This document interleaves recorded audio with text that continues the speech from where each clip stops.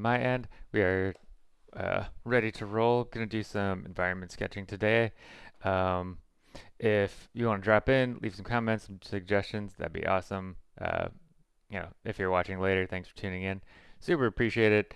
Um, been looking a lot at um, some of my favorite people that are working now. Ian McHugh, Raphael Lacoste. Um, and particularly the way they handle funky shapes and textures and stuff. So I think we're going to bring a little bit of that into the sketching today, which should be pretty cool. So let's get to it. Right to the overhead cam.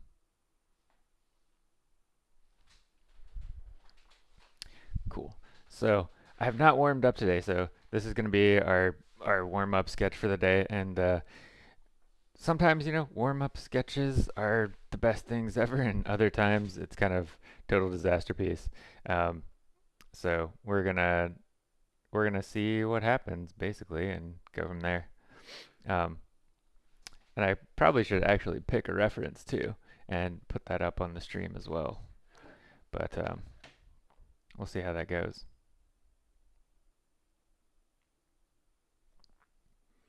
Let me make sure all the chat is good. Been having internet problems lately, so let's hope all this stuff works. All right, so let's grab a reference. I want to do something kind of like um,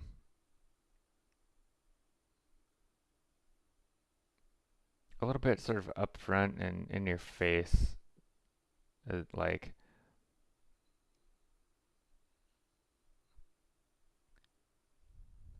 more of like a close up of a structure.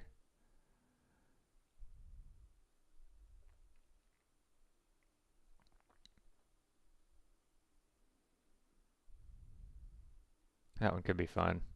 Let's see here.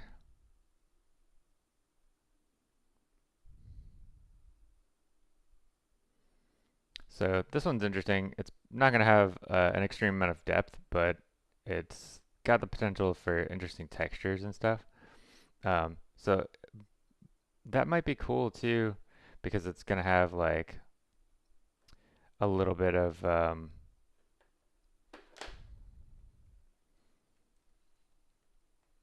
flatness to it, and it's going to be a horizontal. So let me go ahead and put this up on the stream here.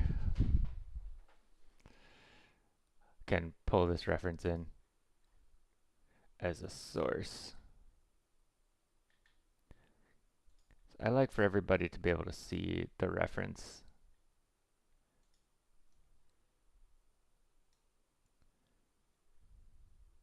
There we go. So here's our reference for today. Should be kind of cool. Hang on.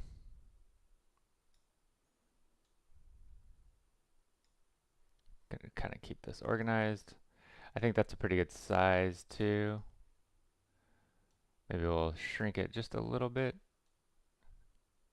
so it doesn't cover anything up. There we go. Cool.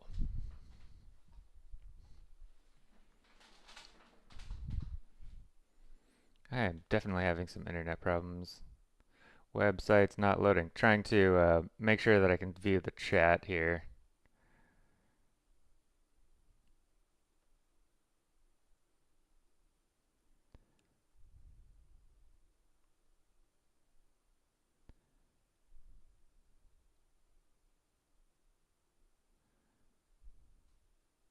Hopefully I can. We'll see if this works. Okay.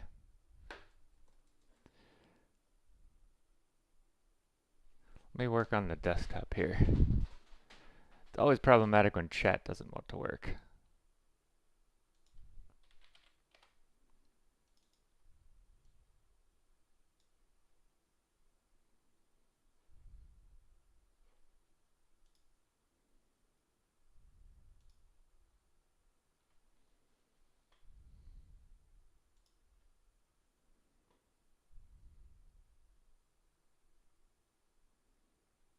All right, cool. We can at least see the chat here, so that's good. Excellent. All right. Now let's for real get into it.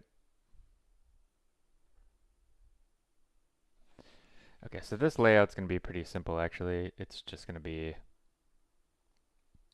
um, it's just going to be some simple rectangular shapes. But so I think what's going to be interesting is like not the composition so much. It's going to be more like the way that it's executed. I think this is going to be one of those like 1090 compositions where 90% of it is going to be this wall, and then 10% of it is going to be the ground here. We'll have a relatively low horizon line like right here. Um, vanishing point, which we do need, we're going to put like maybe at the 60-40 like right here. So um, for any kind of like ground plane work, it's going to have to go kind of at this extreme angle here.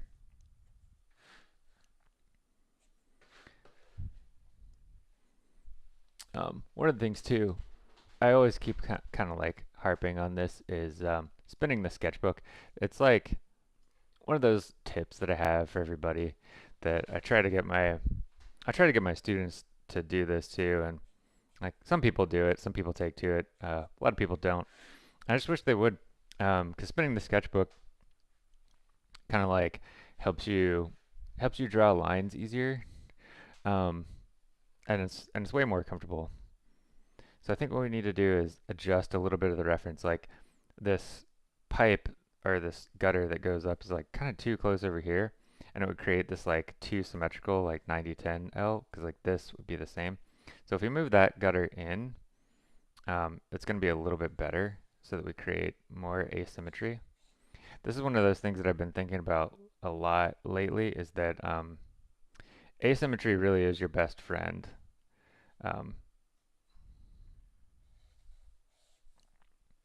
we want things to kind of get broken up and not be symmetrical. So like in our reference, the subdivision between the windows is like, you know, dead center from ground to the top.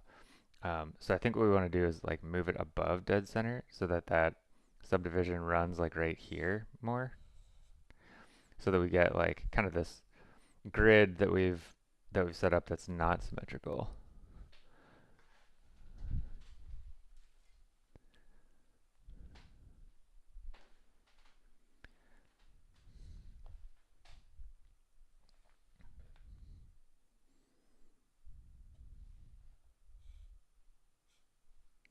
And then I usually switch colors partway through. I'll do like kind of my basic layout in this red and then switch um, later on.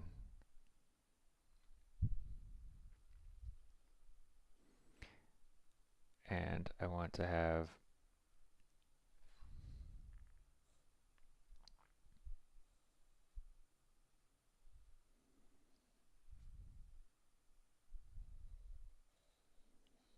one sort of window column go here.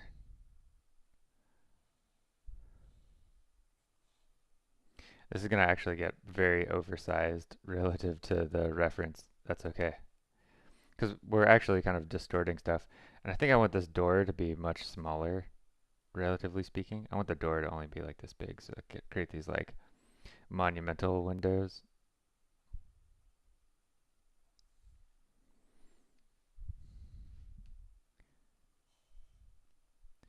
One of the fun things that I like to do is just play around with proportions and kind of mess around with it.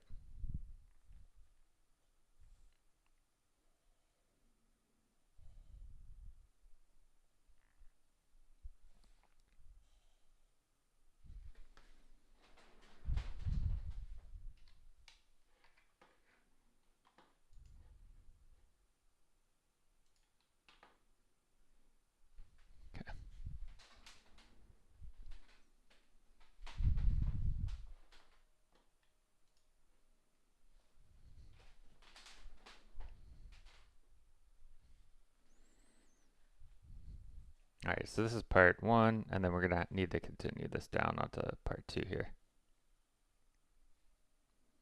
This actually runs like right up to that gutter subdivision, so we're gonna go like right like that, come down.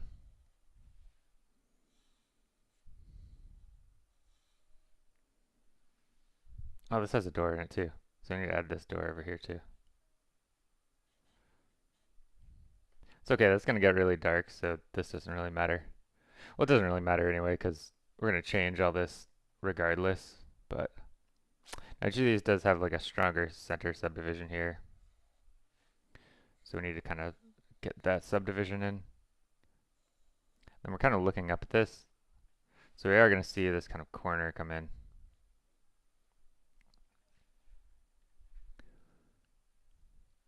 Cool. If you're just tuning in, welcome. It's good to have you.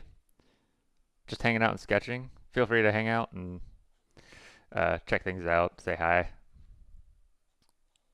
Or just hang out, lurk. That's cool too. I'm like the worst lurker when I'm watching other people's like streams.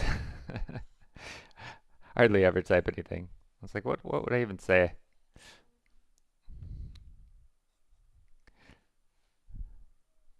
But, you know, it's no big deal. Here, I think we actually see like the edge of this building. So we're gonna add that in there. Funky thing too is like on this side of this gutter, now we have just like a random single window in the reference. I like that idea.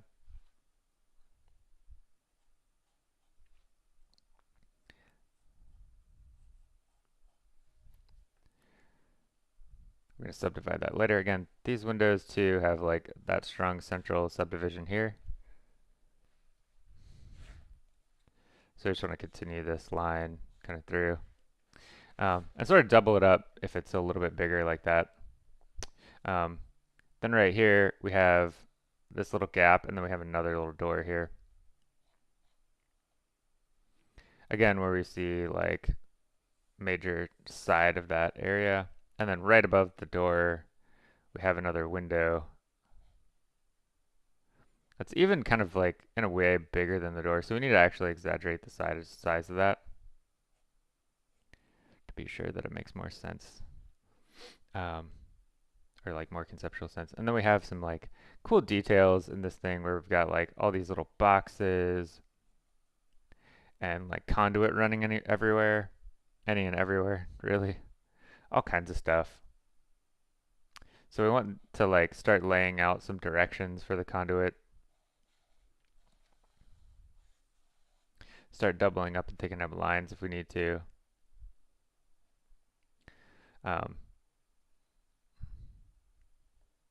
It's like little shapes here and there. Over here we have like a huge electrical box, which we want to make a different size than the rest of all this stuff. Because what we want is like, we've got these, like, the big shape of the wall. We've got sort of this subdivided into medium shapes. And we've got this subdivided again. And then we want like clusters of shapes that take up about like this much space. So this clustered is pretty good. When this clusters, this should work out okay too. Because it's going to be sort of a different size than all this stuff.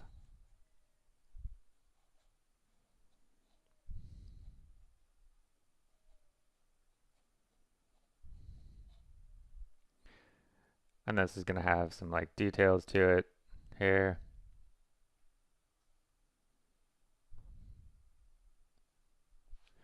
Again, it doesn't have to be super formulaic. We are going to see the side of this a little bit. So we're kind of under the horizon, so we are going to see a little bit of that. We're going to see the side of this thing going back down towards the vanishing point. See the underside a little bit.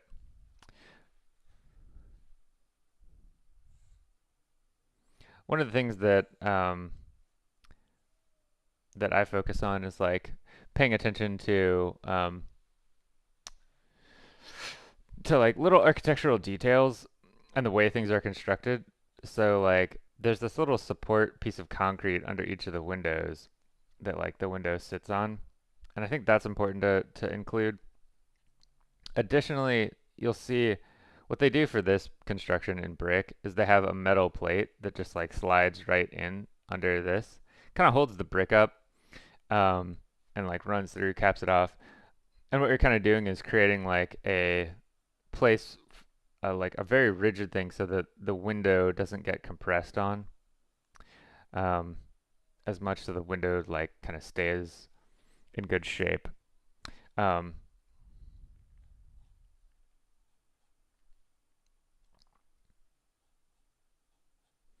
and then we need to subdivide windows like that. So we're getting small subdivisions. Um, see like a manhole cover like out here. Can always put like cracks in the brick and everything too. We could add like, you know, a sewer drain or something. Uh, just add like a drain here coming out.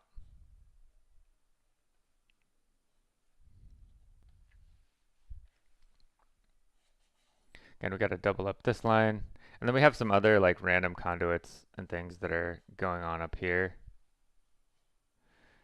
And then this has like some kind of conduit or pipe that's running this way. There's a little big shape that's a part of it right here.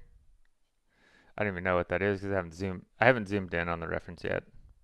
Usually what I do to start is I'll uh, I'll start like zoomed out looking at the reference as more of like a thumbnail.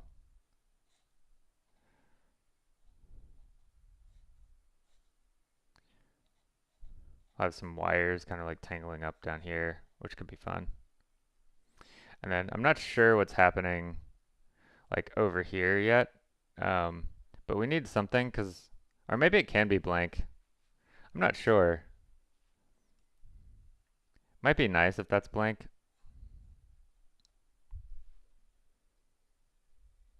Cool, looks like a couple more people tuning in. Welcome in. Just doing some urban sketching, and right now, like what you're looking at is just the setup.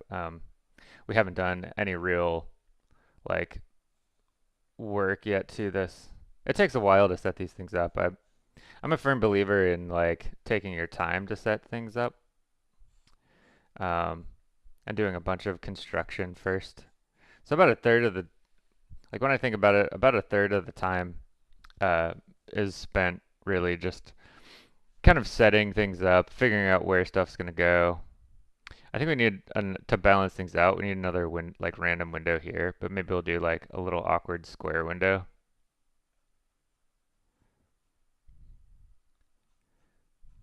Charm of some of these buildings are they don't really make a lot of sense.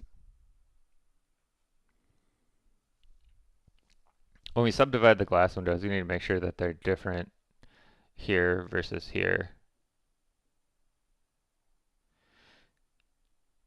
What's interesting is like how many, 1, 2, 3, 7 panes of glass. Yeah, it's sort of funky. Um, so like these windows aren't really subdivided the same, um, which I find interesting. Like they're not subdivided in half. They actually have, the center is like windows that go like this. So when we subdivide, we're going to do some junk like this. And then these get subdivided like 5 times. So this actually gets centered.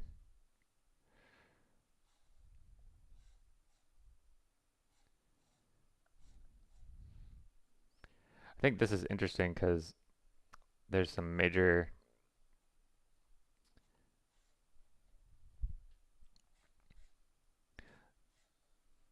differences here. Like it's weird for like a window this big on the building to have this many little panes of glass in it to me. And I think that's kind of interesting and distinctive. So again, we'll just kind of keep going with our layout here. Again, stay loose. And then now that we set this up, we can kind of continue across with some of this. And these subdivisions should work out okay.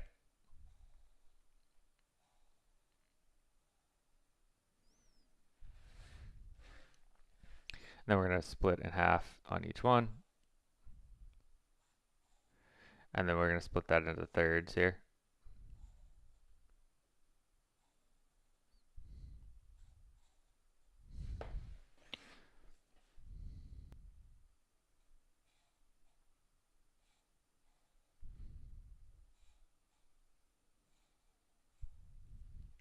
One of the things that I'm thinking ahead towards is,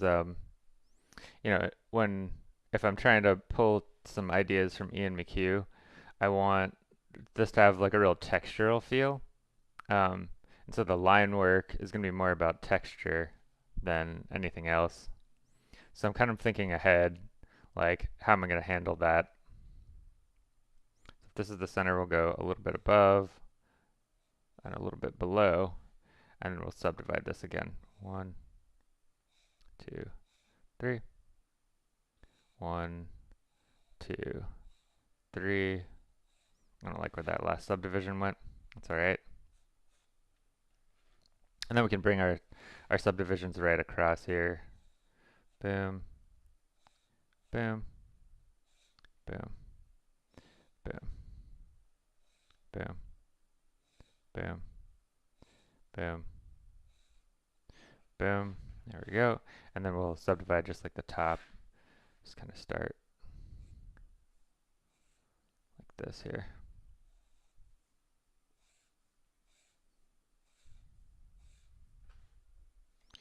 Start in the middle.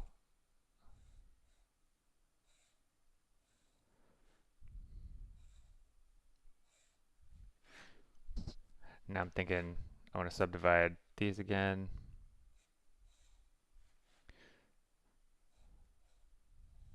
So this is the slow down portion, right? We're setting all this stuff. We want to just slow down, take our time with it.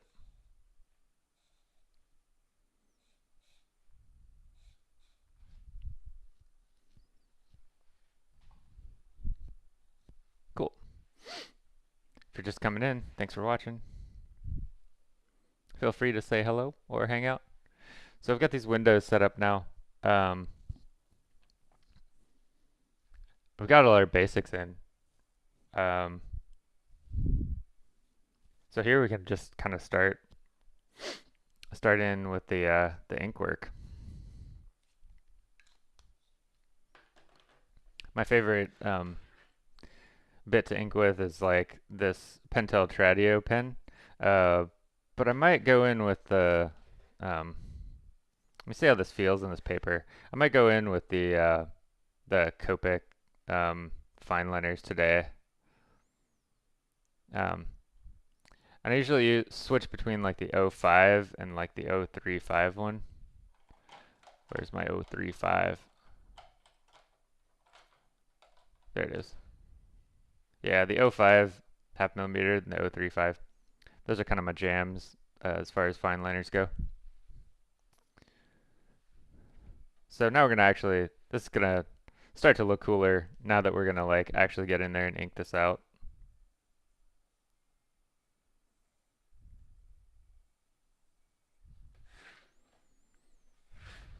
So we're gonna stick close to the guides, and anywhere this red doesn't really work, we can switch and make some changes here.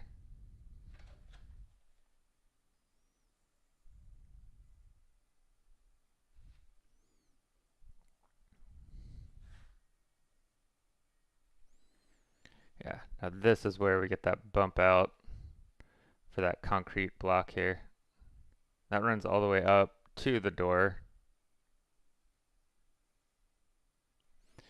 And then the door runs in here.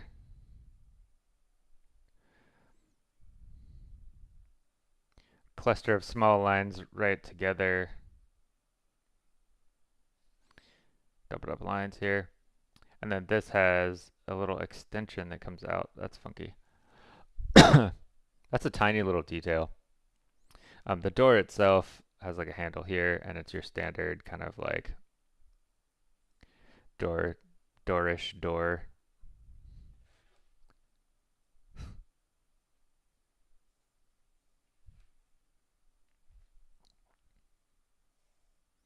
This needs to run out like that. run over to the other door. There we go. Cool. All right, next up, we need to kind of do a little bit of, make sure that this little perspective jog goes relatively towards the vanishing point, because we are going to see this, the inside of this frame here, and we are going to see the top. There's our vanishing points right here that we're going to set up. And then here, we can't just go in with like these lines, because these lines don't look like windows. What we have to do is double up this. So this actually is like a big piece of the construction, the center line, and it's doubled up and it's wider. So I think this is kind of like the main support for the framing, the way they constructed it. So that just kind of goes up like that. And then what we have to do is draw like each window shape sort of individually. So this takes a hot second. And we'll switch to the 035, I think, for this, because these are smaller. Cool. If you're just tuning in, that's awesome. I'm going to be sketching for a while this afternoon. Well, at least it's afternoon where I am. Thank you for hanging out with me. Trying to build up a little community of folks. I'm actually working on starting up like YouTube channel memberships and a free Discord as well.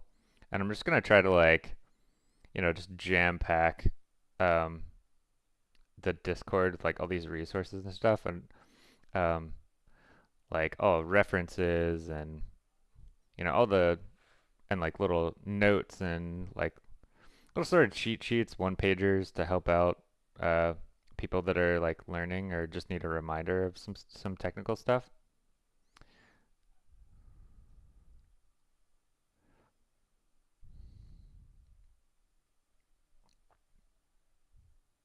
I think this has nib damage or it's running out of ink. Might need to, let's try a new ink cartridge first off. Hopefully I have one handy. Yes, I do. New ink cartridge. Let's try it out.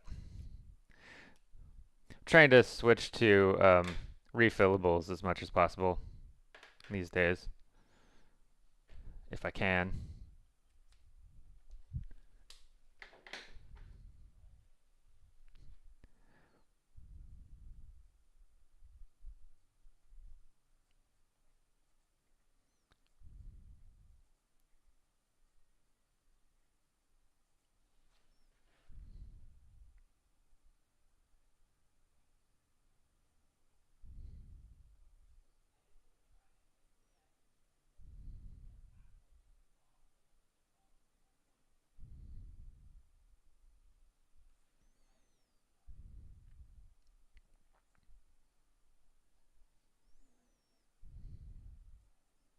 If you're watching the recording of this, I appreciate it.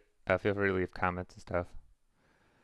I try to answer everybody's questions and stuff and hang out.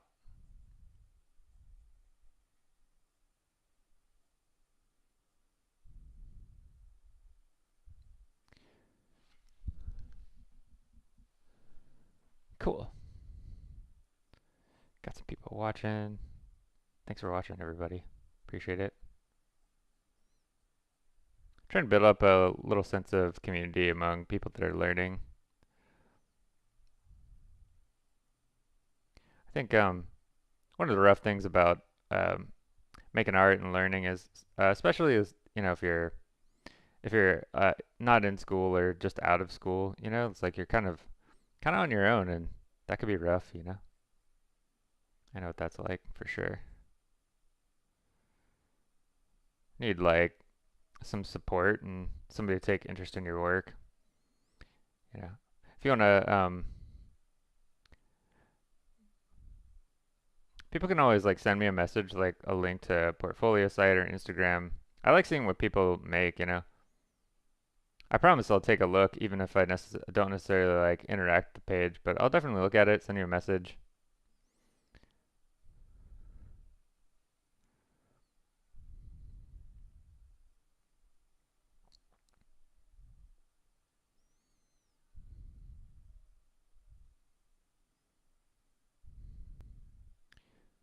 This takes a minute.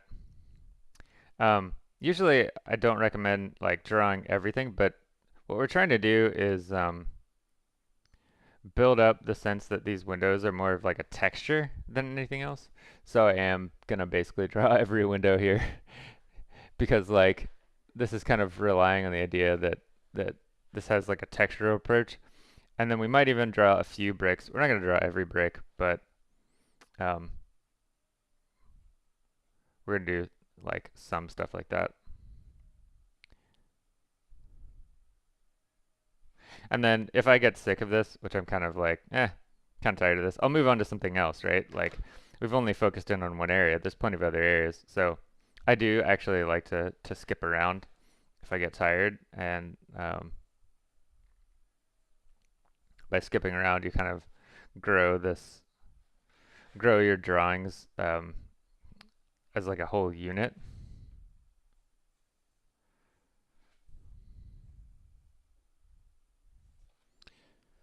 And again, we want to make sure that anything that we have kind of like goes back to the vanishing point. So spinning the sketchbook around is worth it.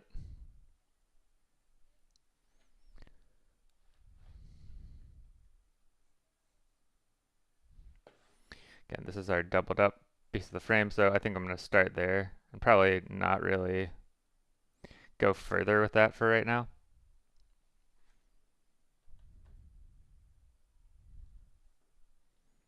This is kind of like a vent or something, so we're going to see that vent kind of do something like this. It'll have a shadow on the wall too, which would be cool. Haven't started in with anything with lighting yet. You know, there is some lighting in the reference, and we're going to get to that.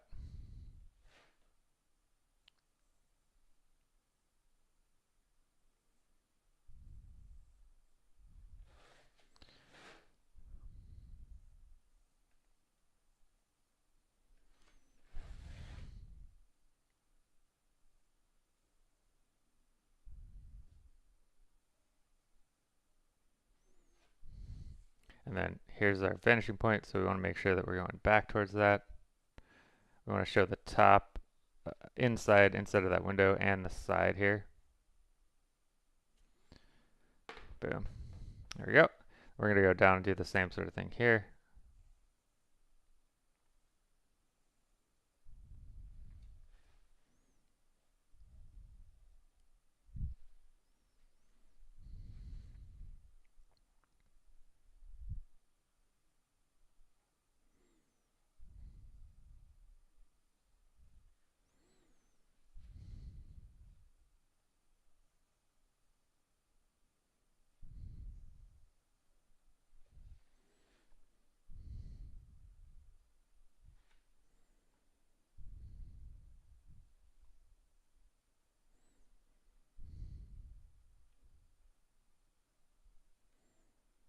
There we go. Got this door frame here. Again, doubling up the lines is really important. We want to show a little perspective and the sides there.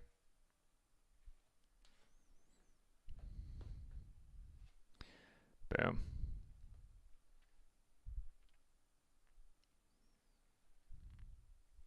Then this is just like a really long gutter that comes down. So we want that to go all the way up to the top and off the page. Kind of need to make sure these are relatively parallel. It's okay if it's a little wonky. That doesn't matter to me.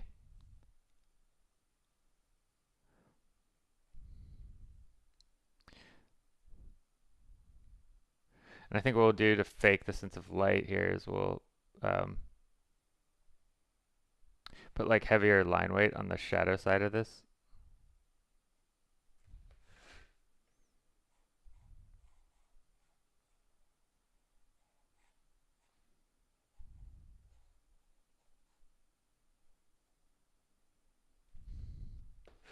There we go.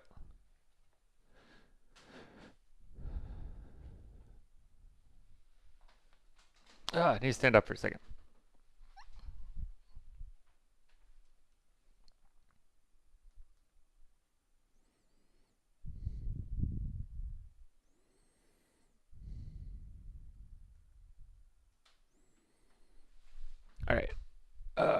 Okay, we're getting there with the inking now, kind of like making some stuff happen. And then this is going to be kind of like power cabling and stuff.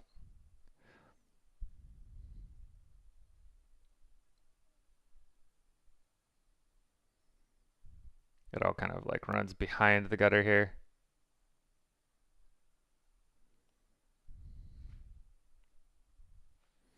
This is going to run down like this, and then there's going to be a little kind of conduit here. It comes down, runs into like what's probably a gas pipeline right here, or behind a gas pipeline. Put like indicators of like some kind of gauge or something like that.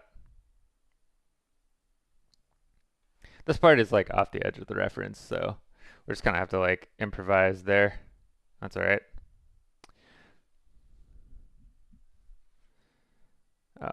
Another little detail is like we've got like a little pipe coming up here,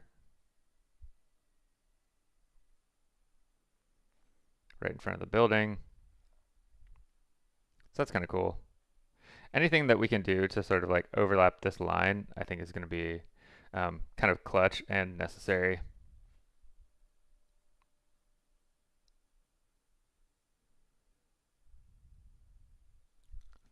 We got another big gutter that comes up over here. So we should put that into because that's another major compositional element.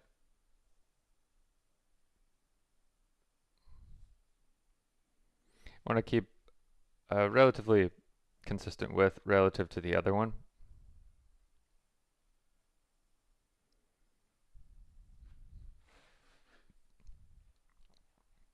Do our same thing, pull up our line weight to kind of create that sense of shadow.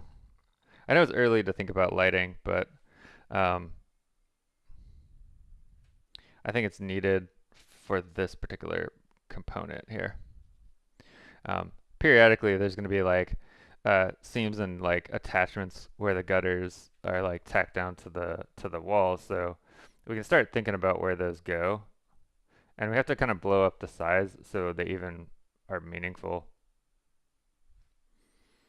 Um,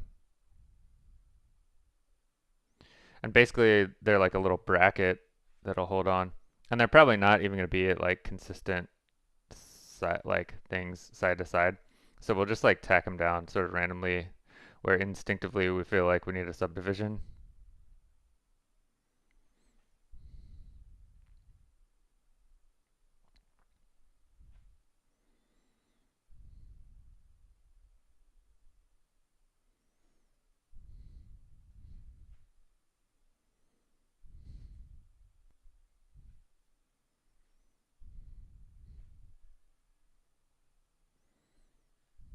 All right, I think we need to work on this little section now too, because these details are going to be really fun, kind of critical to what's going on here as well.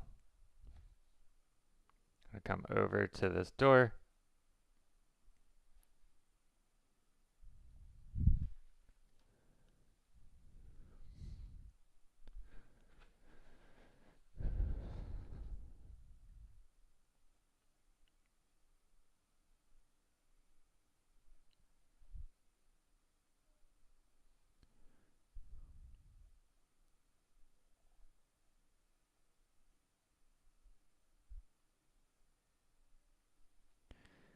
All right.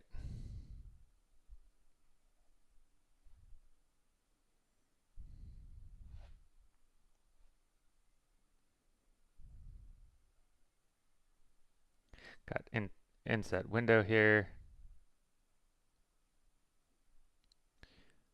Heavier window frame. We're going to kind of move a little bit.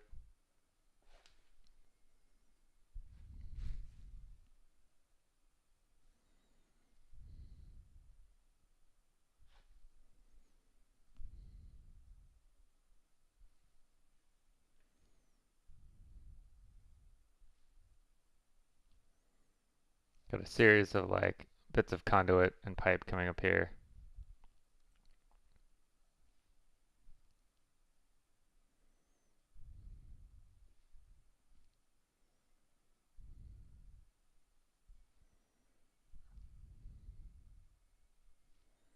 where electrical stuff goes from outside to in.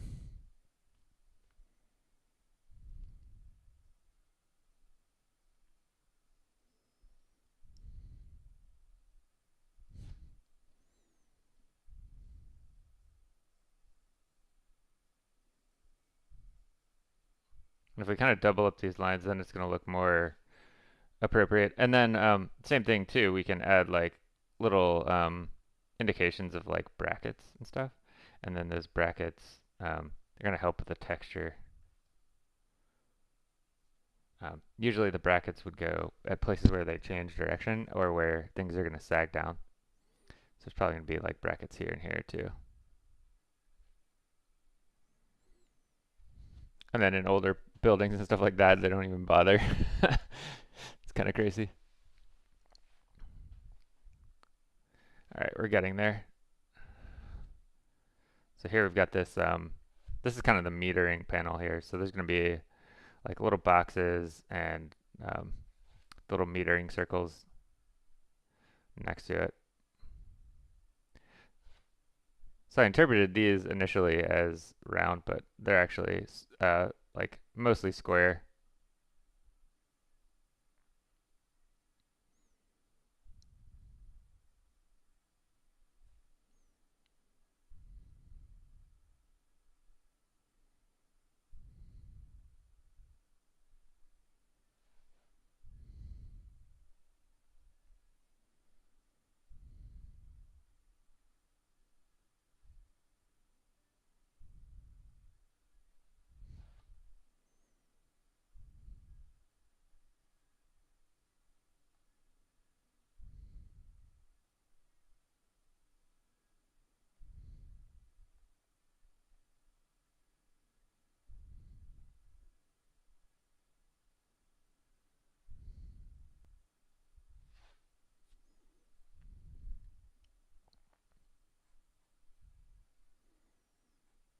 All right, this box. Also, remember, got to go in perspective, show the sides, show the base.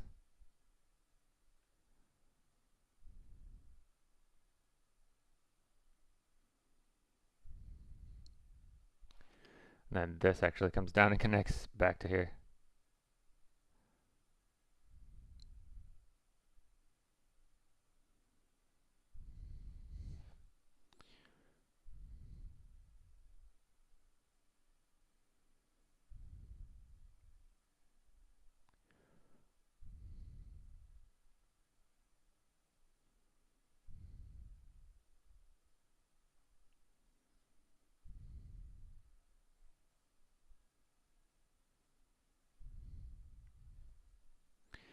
And this we have a larger conduit coming up here.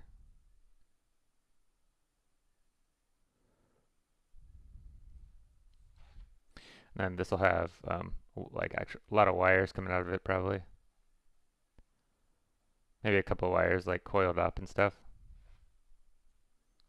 There we go. Cool.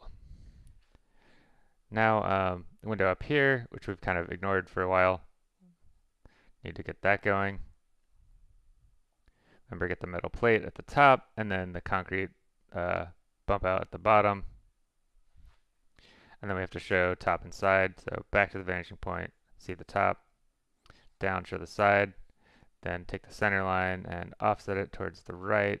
Boom, boom, boom. Double up some of that line. Be sure that we have like sort of a frame around it that we can kind of see.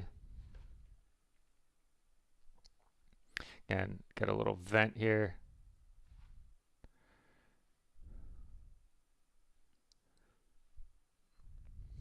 And then we probably need to go right now and do some work on the ground itself and kind of work on getting some sidewalk in here.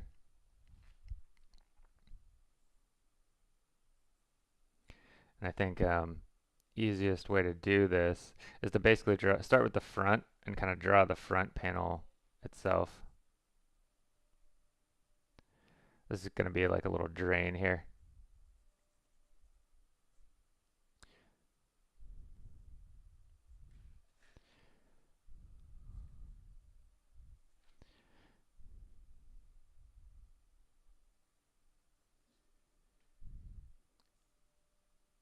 So we're going to start with the front, each little front segment of sidewalk. That way, what's cool is like we get an automatic doubling up of the line, so we don't run this line kind of continuously across, that it has breaks into it, because this is very much not a perfect sidewalk. It's kind of junky, kind of old, kind of falling apart and run down. So if we were to run a line continuous, that would be like kind of too perfectly industrial, you know? It's like if we do it this way, then things kind of naturally fall apart and look segmented. Um, then this actually creates more of like a ramp here.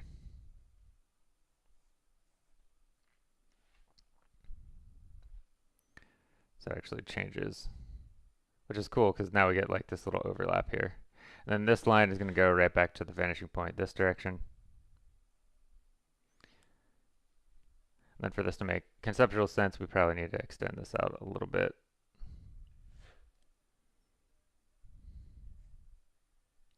Add a piece of the sidewalk here.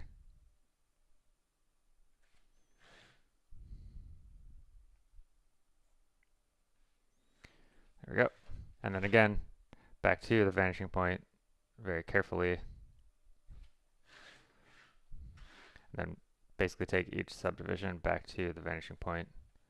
And this doesn't have to be perfect. I'm kind of eyeballing it here anyway. No rulers, right? Rulers kill the life and make for a drab and boring um, drawing experience for me personally. Um, well, I don't know about that, but it's like slower for sure to use a ruler for a lot of things, and then you get less nuance for sure. I'm not as concerned.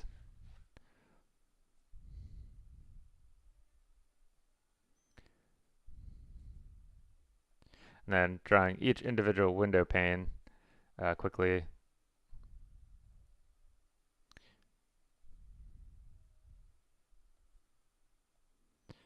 I could kind of be more systematic and go boom, boom, boom, boom, boom. But I think drawing each one gives it like a slightly different shape, um, which I guess some people wouldn't like if if you're concerned with like the perfection, but I'm not as concerned with that. I kind of just want this feel, and I need this to feel like, handmade, junky, worn down, like very imperfect.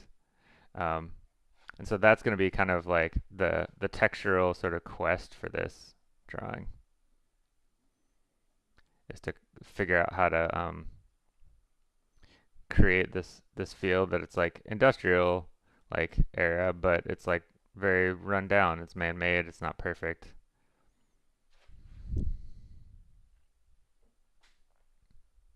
Cool. Thanks for tuning in. If you're just tuning in, my name is Mead. I teach art and I draw. I tend to really enjoy drawing environments, but I do draw figures a lot too. I also do storyboards. That's kind of like my um, main thing lately is doing storyboards. Working on an animation project with one of my friends here at DC. It's been really fun to work on so far. A big storyboarding project.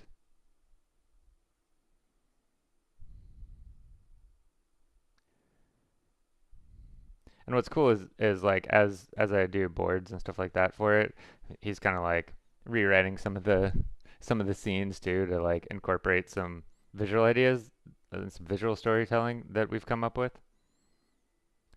So that's really cool to have like a little bit of story input.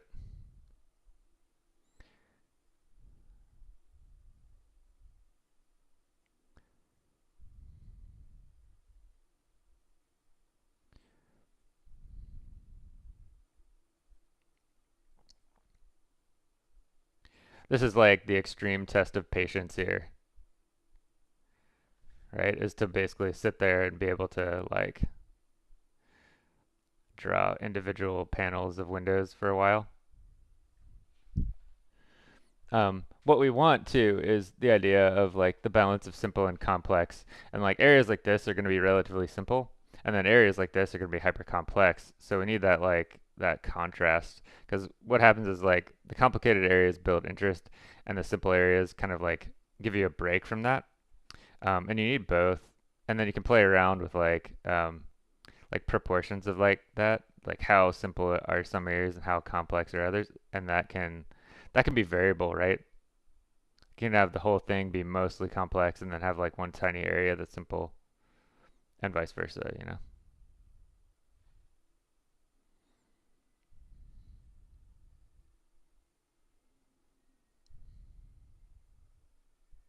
And at the end of the day, the sketch may not work out, but that's all right. And I will have spent like an hour and a half on this thing just to hate it. That happens all the time, right? I'm sure everybody's had that experience if you've sat and drawn stuff for a while.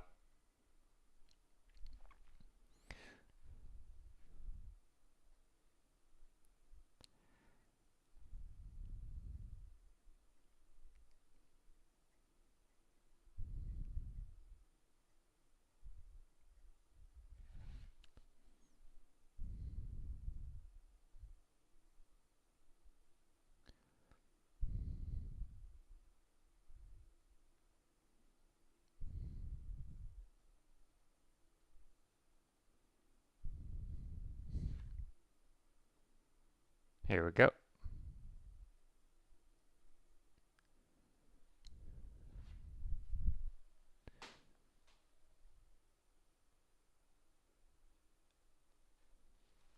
Cool.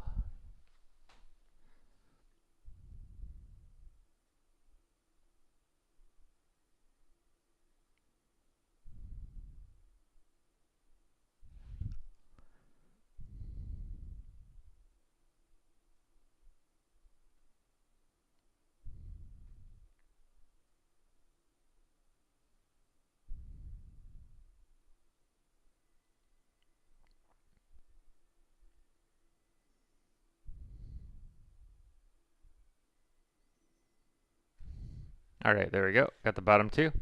Now we just need the top. We can kind of move on from there.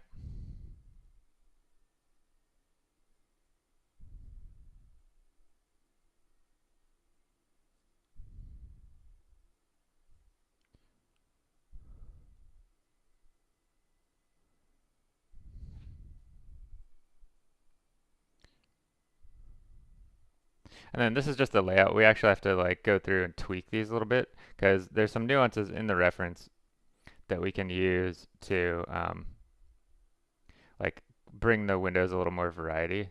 Because I think what happens is like a few, like three or four windows like kind of open at the same time, or it can.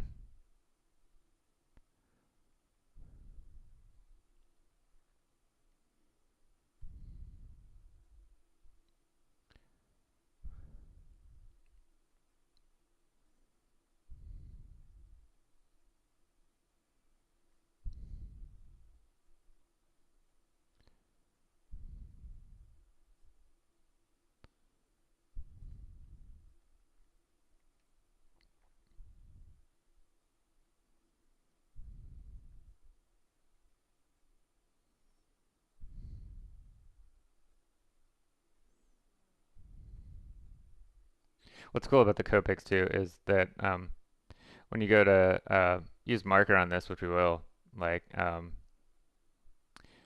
it doesn't bleed the ink lines out, so it's kind of convenient to know that like what lines you put down are super solid and they're just gonna stay.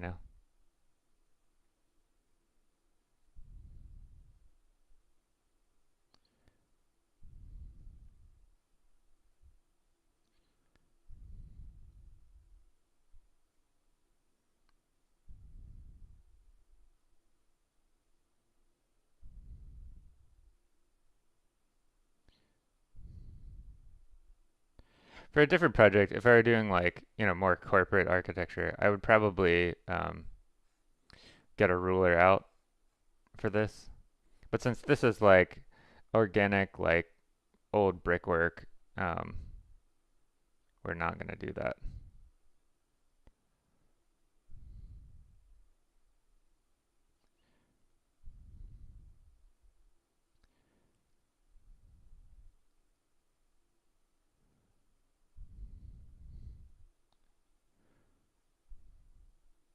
This too, when you do something repetitive like this, if you have a lot of hand tension and hand pressure, like that can start to hurt a lot.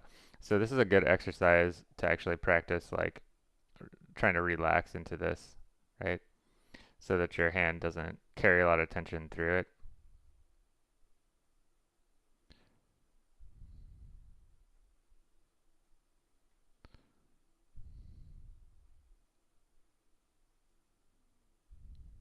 Because you have a lot of chances to practice relaxation here.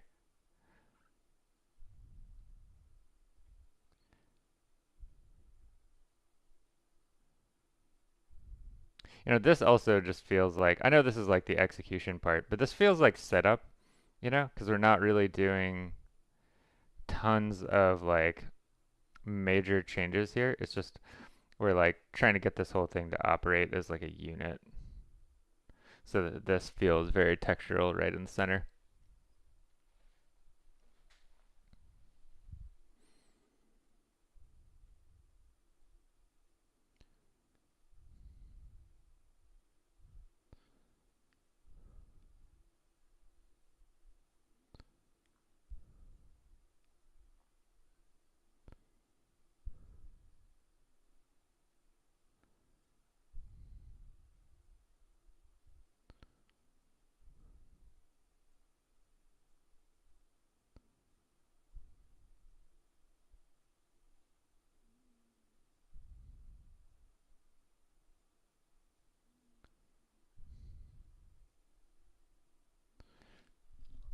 All right, there we go. Kind of got that done. Um,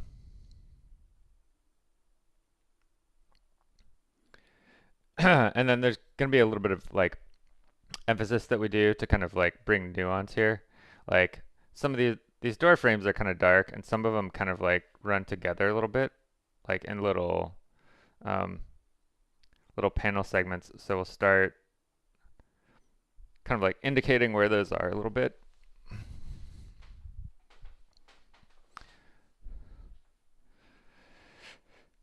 And they should be in similar locations like top and bottom here. And then they'll create their own sort of sets of shadows and stuff under here, which is kind of neat.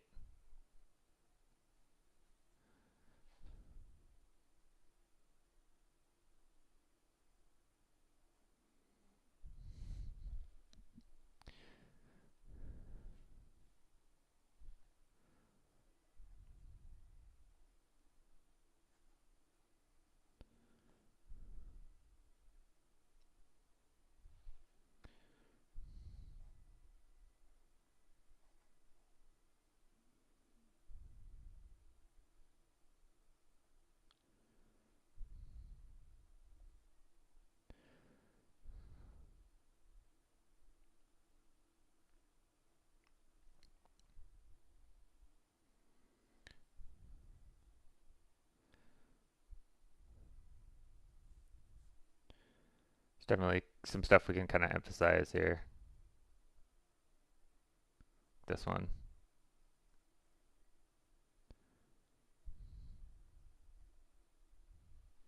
Sort of fun.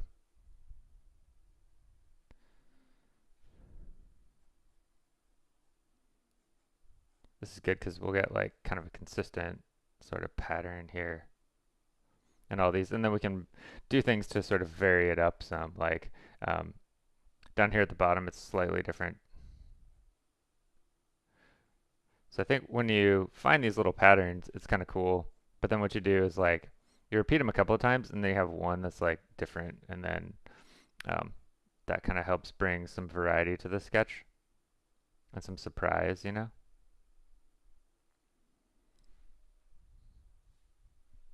Cool. Thanks for tuning in, folks. And if you're watching after, that's awesome. It's like to have you. Um, this one has like kind of a double overlay. So this is where our variety is going to enter. We have this pattern that we set up with like this grid here. And then this has like a little overlay here where these are like kind of put together as well. So that's kind of funky. So that provides some like um, strange variety to it.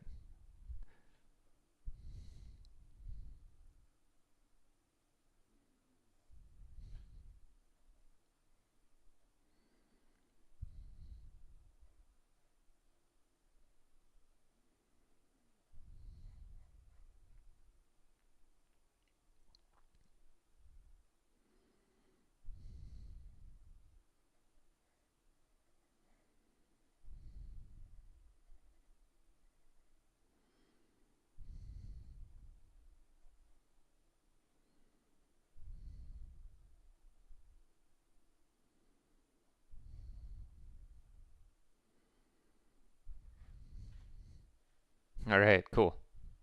Oh, we forgot to do this little window, which this is kind of an improvised window, by the way. We don't necessarily see it in the references, but we're gonna add it because it seems like there ought to be something there. I think we'll go with like a subdivision like that. I think this is the absolute edge of the building. So add like a little blip of sky there. Um, let's see here. So now we can do kind of like value stuff. And here we'll basically take our 50% gray and start to block in. So this is where stuff's gonna actually like kind of look cool. And then we'll come back and add more textural approaches to this um, towards the end. Um,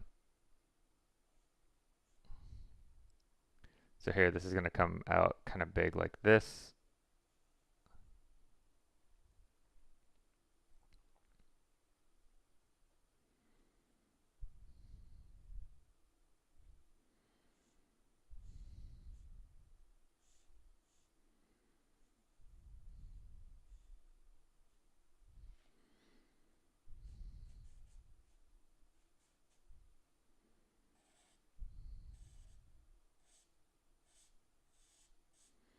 And this kind of comes over, and there's like this little offset here, which I think is like kind of critical to get in there.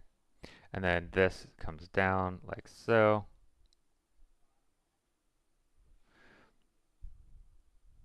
This leaves this whole door relatively dark, so we're going to darken this whole door.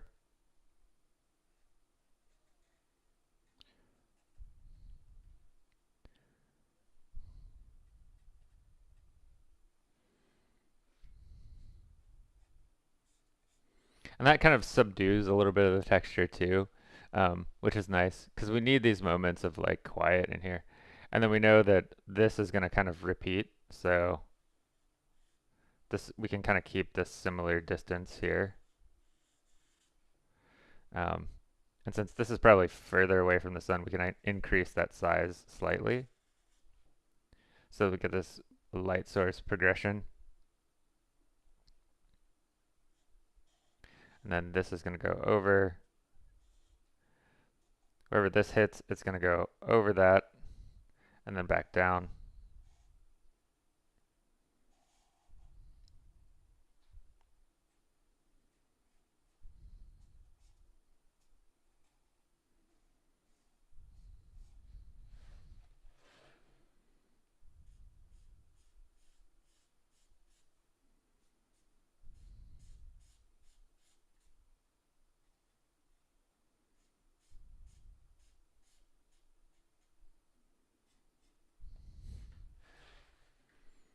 What might be cool is to like actually mix neutral gray and warm gray in this one.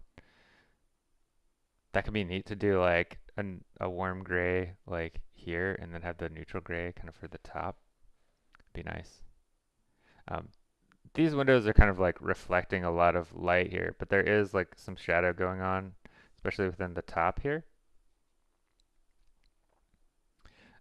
And here we get more of an indicator of shadow like on the grid itself up here.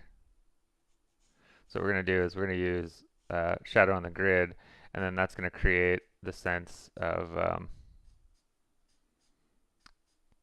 there's going to be like reflections on here.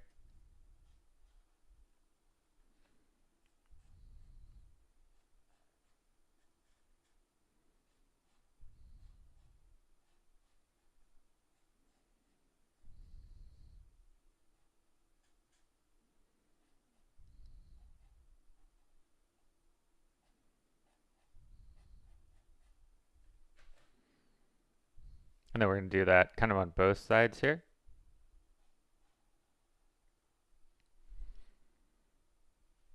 And if you're watching, like, thanks for hanging out. Thanks for tuning in. Appreciate it. Feel free to ask questions in the chat if you would like, or just to say hello.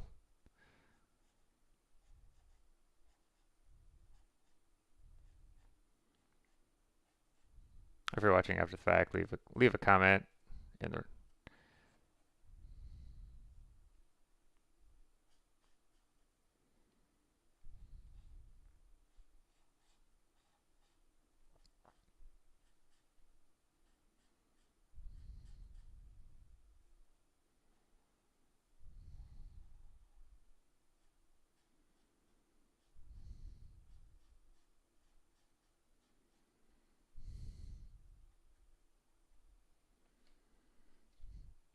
Now here we're gonna get some inside of these panels that are gonna get dark reflections in them. So we're gonna actually flip-flop here and put these like reflections down here.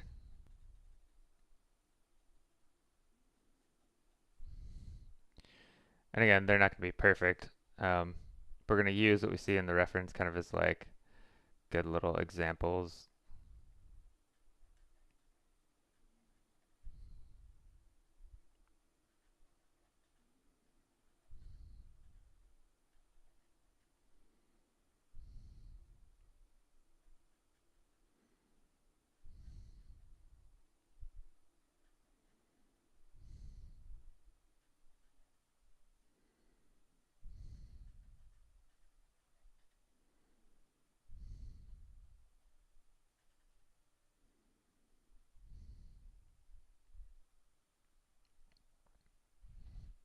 And what's funny is like because this is so imperfect, like the window reflections kind of shift and change. So that's kind of nice. We're probably actually going to wind up deepening these shadows down to the 80% gray. But I always like to work it first with the 50% just to like get the get the shadows like established and going, and then mess with it after the fact.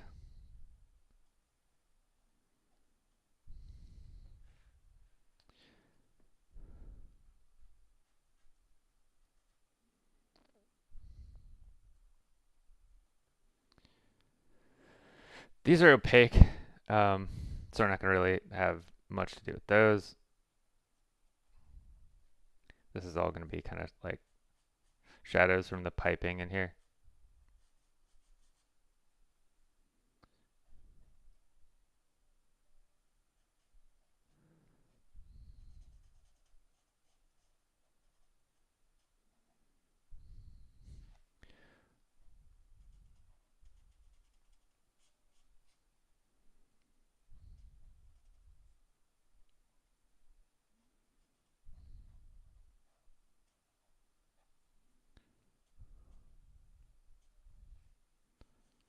There we go. And we can add like a little bit of shadow on this gutter too, which could be nice, just to like be sure that it's clear that this kind of sticks out and off of this.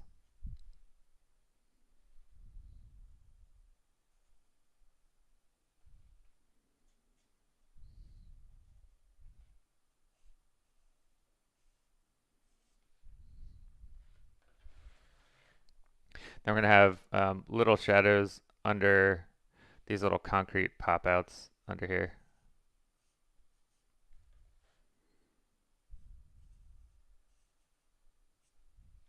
And then this door is going to have a fair amount of shadow here, just like this door.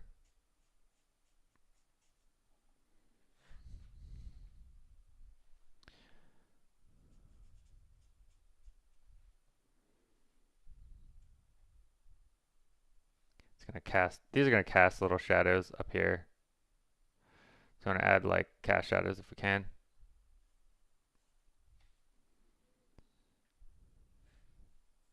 And this is going to have a cast shadow too on here. There we go. That's kind of our main like value block-in stage. So what we'll do is I think mix in warm grays. I think what would be cool is if most of this were actually like in the warm gray 3. Let's make sure this even works though.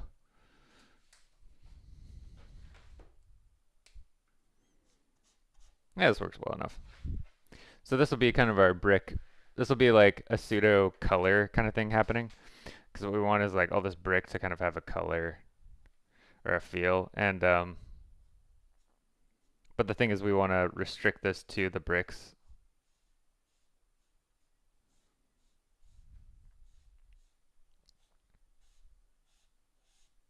We don't want to go onto the windows because that'll have like a different feel to it, I think.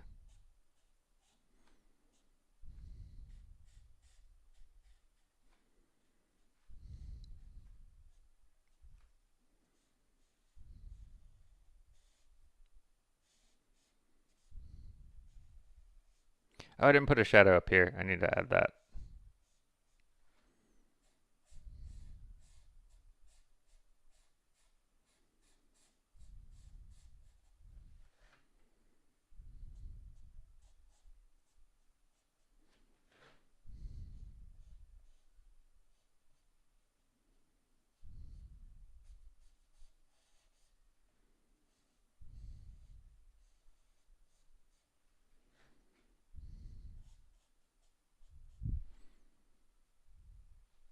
Oh, hey. Cartoony, yeah. How's it going?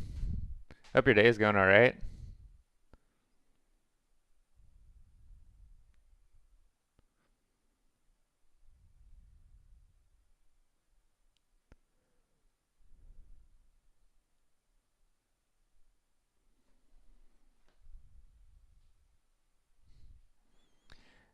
It's good to just like hang out and do some drawing.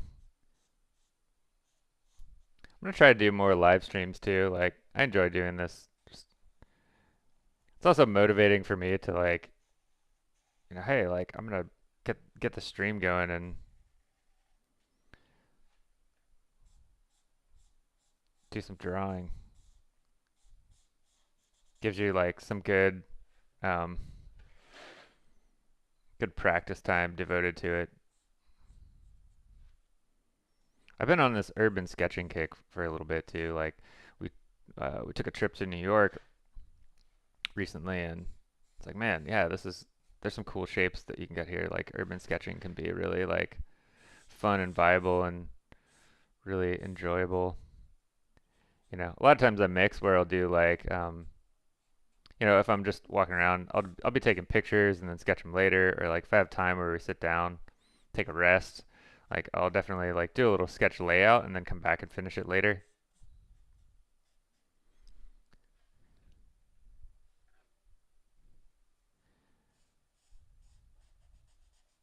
Mix it up.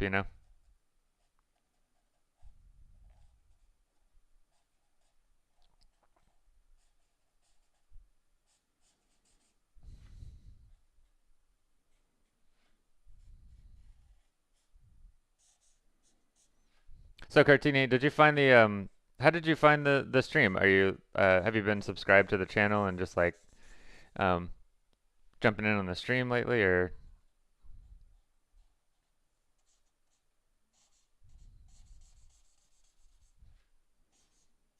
what's happening with that?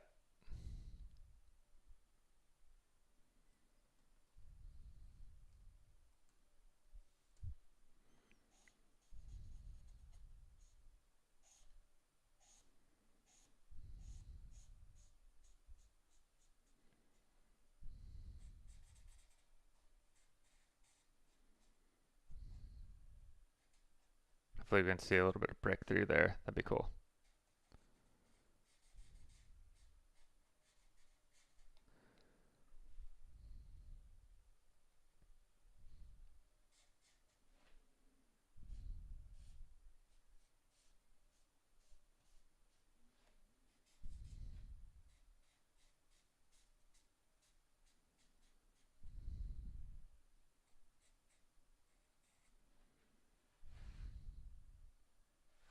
There we go.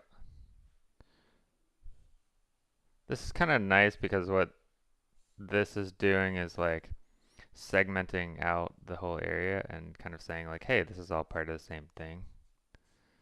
And then what we'll do is we'll do like different neutral grays for this and this, for the concrete, and then the actual like pavement there. Even though it's really bright, I think we could do, maybe we could leave this white and then do like neutral gray 3 for the road. We'll start there.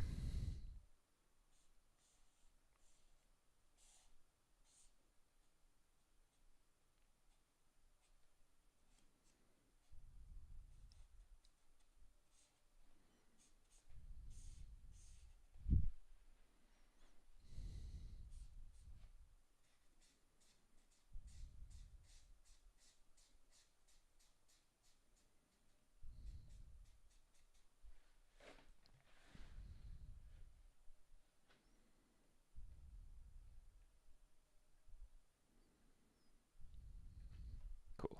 So let's try this like N3 down here on the roadway. That way the roadway gets its own kind of shape too.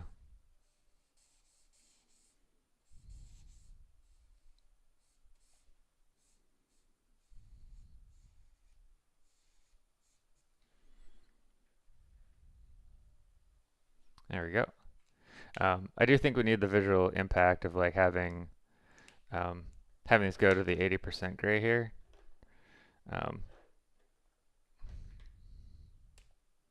We forgot to put shadows here though. So we'll start with the 5, and then if we need to, we'll put the 80% there.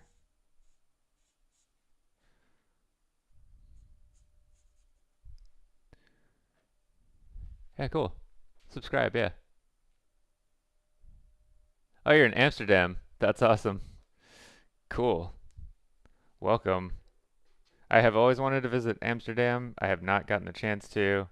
Um, I think it'd be really fun to go. I want to see like just the town, and it's a big art town, big art history town. There's the Rijksmuseum. Like it's all kind of like stuff that's right up my alley, you know?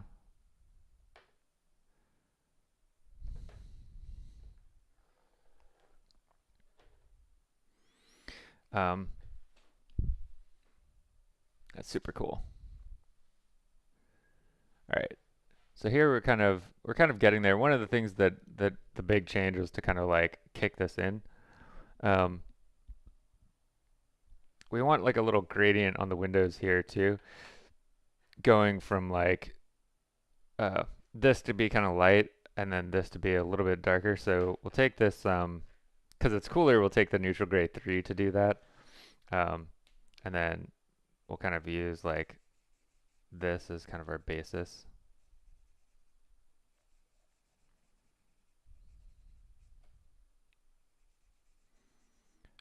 And then get kind of much brighter as we go here. So we want that sort of like overall feel to happen.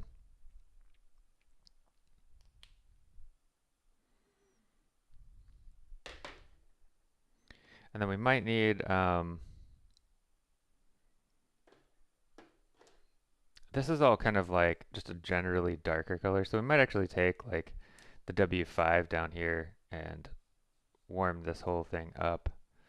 Same thing with these doors. So this is where we're going to actually get into like a little bit of local color.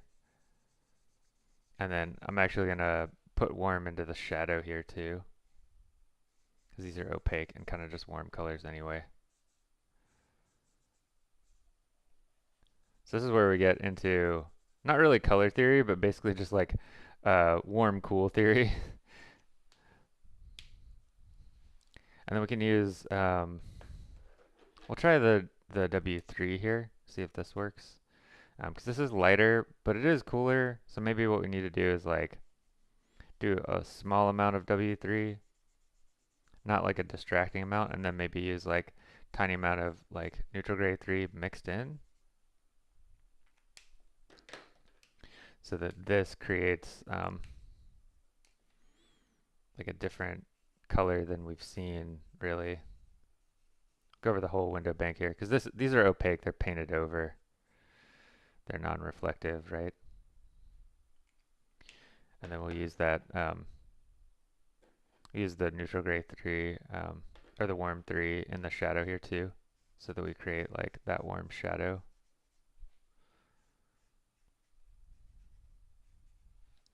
This is going to be a dark door too, so we'll pull that neutral over that door. And then I think we do need to pop these like down significantly. And we need to mess with these windows too here. Use the N3 there. Use it here as well.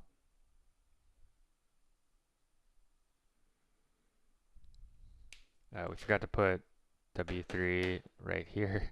This one little teeny section of brick. Boop, boop, boop, boop, boop. There we go. We still have brick texture to do, so because that is kind of mission critical, but we're gonna get the neutral gray 80% out and use that in these shadows here. So we're gonna like kind of lose a lot more information, but we're gonna gain like some visual impact here. Cool.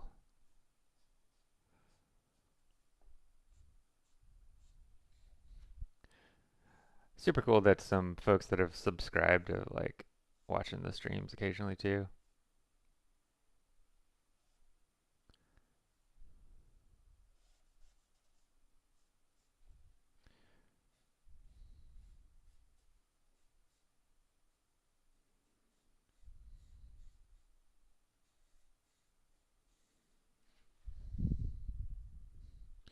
And then we need these to bump out a little bit further in some of these windows so that it gets a little bit broken up, so it goes around the structure a little more.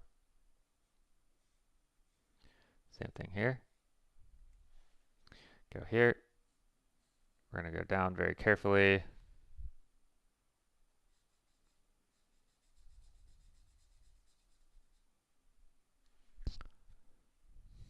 This is going to run down like this. And then this has to go further in on the windows. Leave some of the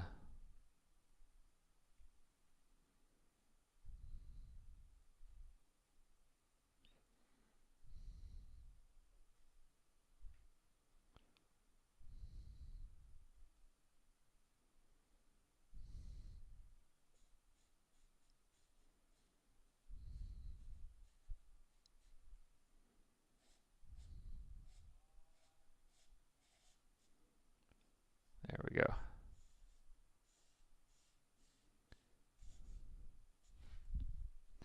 There we go. So that increases visual impact there, so we're getting more of this like bright day feel. So that's coming along.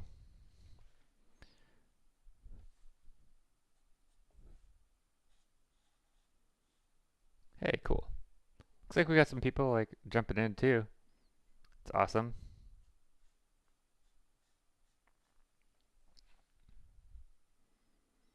Kind of nearing the home stretch here, really, I think, with this.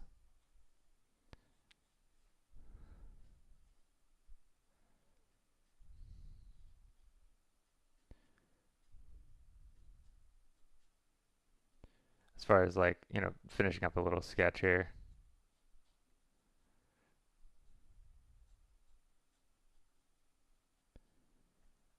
Takes a hot minute.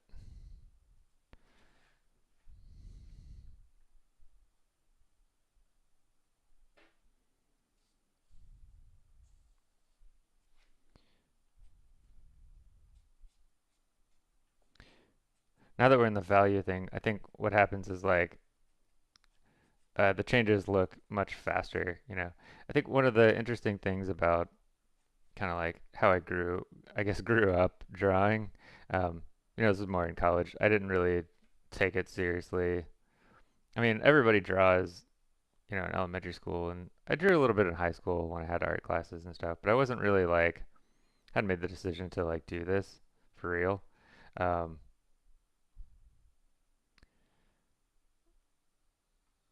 but like,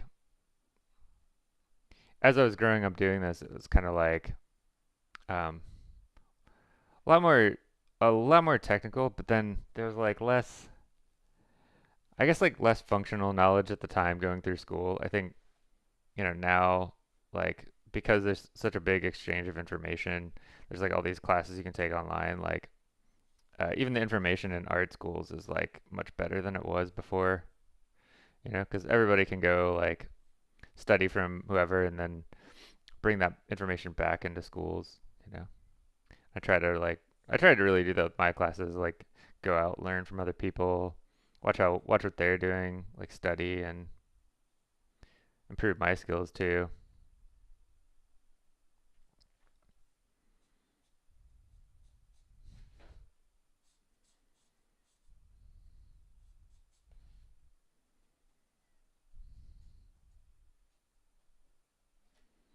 Yeah, we're taking all this down to the super darks now.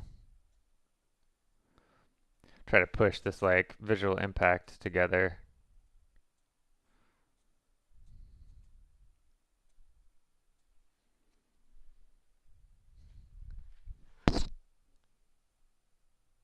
Yeah, yeah.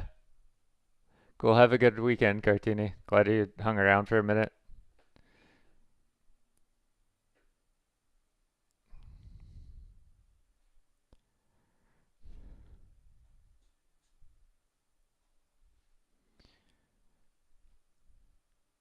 All right. We need a little shadow here. Um, Run that along there. We've got deeper shadows there anyway, so we're good there. This is doing okay. So now what we need to do is like go back and kind of think harder about some of these textures and some of these shadows. Think about brick textures and stuff like that. We can really see like lots of brick texture like right around the bottom here. So like those are probably places where we could start in with it. Um, and then we see a lot of brick textures like up here, um, where it's a little more light. Maybe we don't need it as much. So let's see. We probably need something to kind of like pull us like in this way. So maybe like some brick texture that kind of runs down here could be useful. And there is this like, kind of seeing this little drip area that we could add more texture to. We could add some here. That'd be nice. Right along here. So we can start like loosely laying out where this is going to go, kind of. And then we'll need some to go through here. I see a lot like right down here. I see a fair amount that runs like right here, but we want it to run like kind of unevenly between these. Um,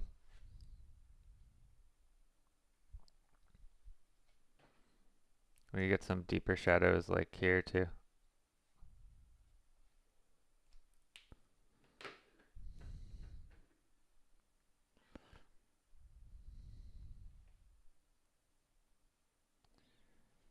See a fair amount of brickwork here too. Maybe we'll do like kind of a long diagonal of it there. Um, Over here I see like a big cluster that kind of comes out like this here. And then back in. Kind of hugs that way. Then definitely see a fair amount like up here. Kind of clustered around this window.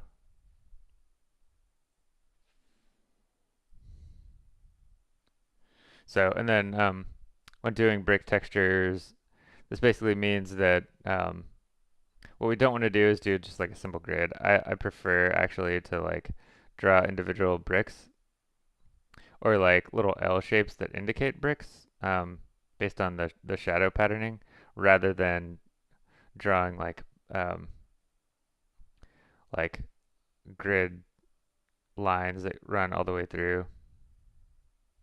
Because again, this is like, this has to be imperfect.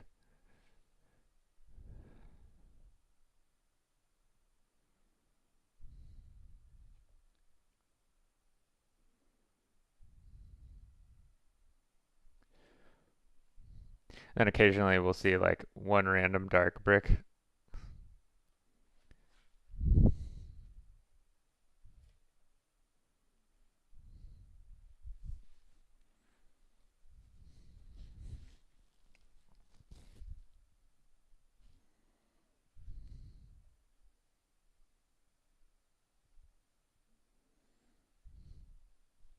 These are all really dark. These lines are really dark too. So I think um, we need our W5 to like run up this way, yeah, along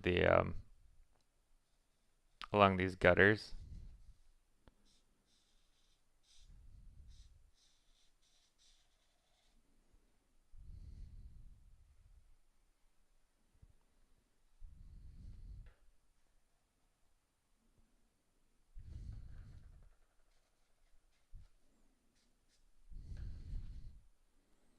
That kind of integrates them a little more. I think it looks a little better that way.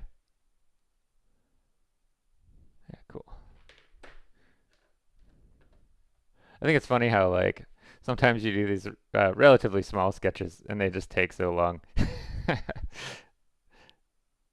It's worth it though to have like, you know, stuff like this in the sketchbook that you've kind of like worked a little bit.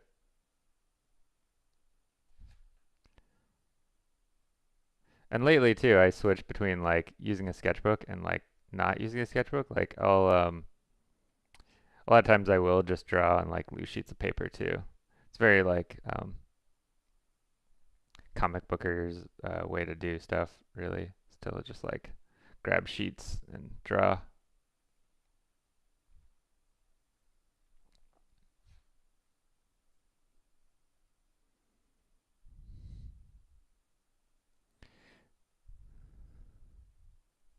Because this is so small, the bricks are so small, it's giving like we can't be like super detailed with it. We just need to like give the feel that this is brickwork, right? It shouldn't like um it shouldn't get super detailed.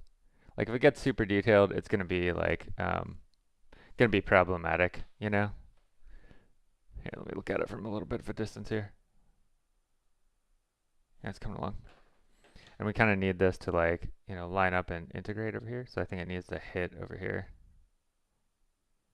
Maybe even go through where you see some brickwork on this side of the window.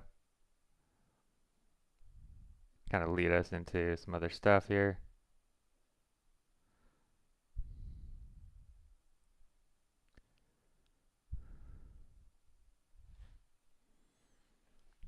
What this does too, this also is like providing like a little bit of like pathway into this. So we want to kind of create lines that like more or less are guiding lines. Like we have this area kind of like anchored pretty good because, and then obviously this is kind of our focus, but we want like stuff to be active around here and kind of guide you in. So like having some brickwork here, you know, kind of pulls you up out of this corner, and having some to hold this down kind of like holds down this corner. So you kind of stay within the composition, which I think is really important. Compositional concerns are like this is what we call transitioning corners, something we talk about a lot in like the classes that I teach and workshops and stuff.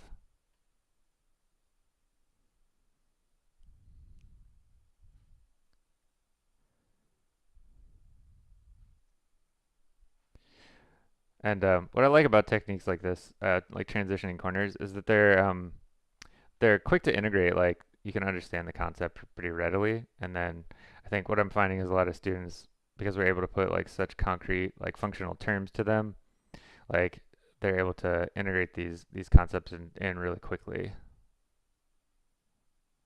And I find that kind of like exciting, you know, to have like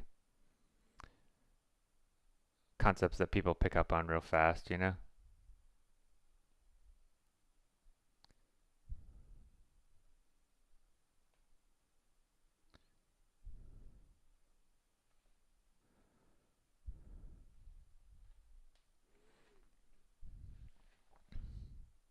Need to skip back over here, get some brickwork kind of going here.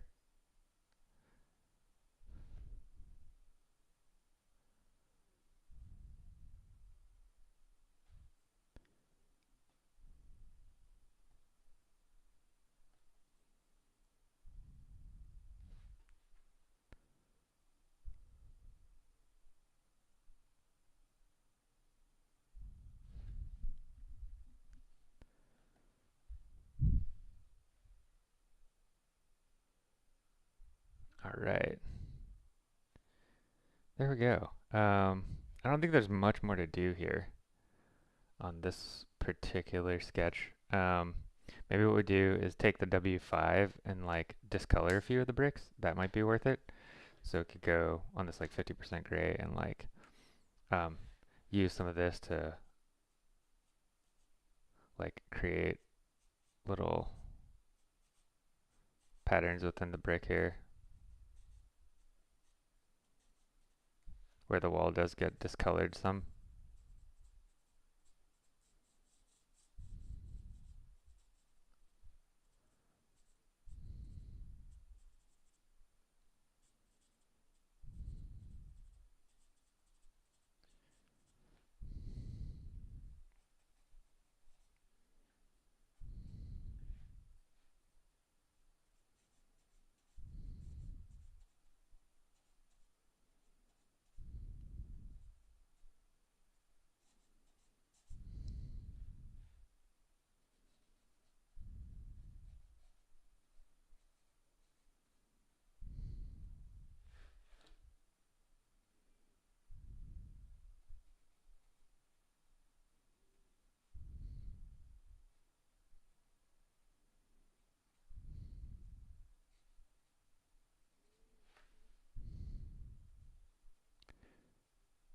Yeah, I think this kind of works out to give it a little bit of like the feel that there's more going on than there really is, you know? Just like little destroyed brick texture.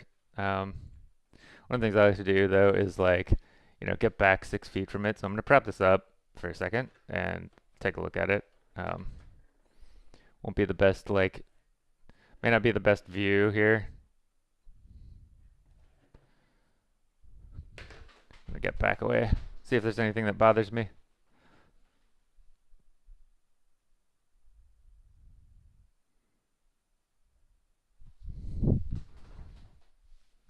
I mean, I don't like how the brick is not integrating yet. I think there's just not enough of it.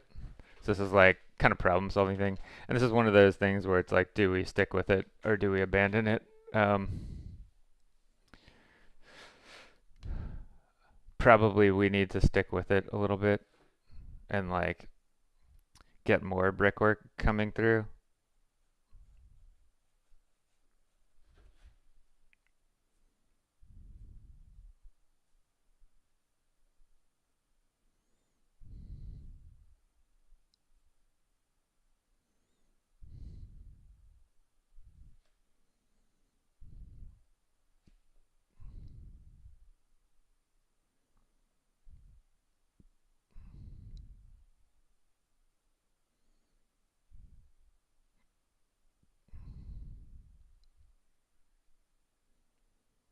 One of the things where it's like if we start down this textural path, we kind of have to see it through, you know.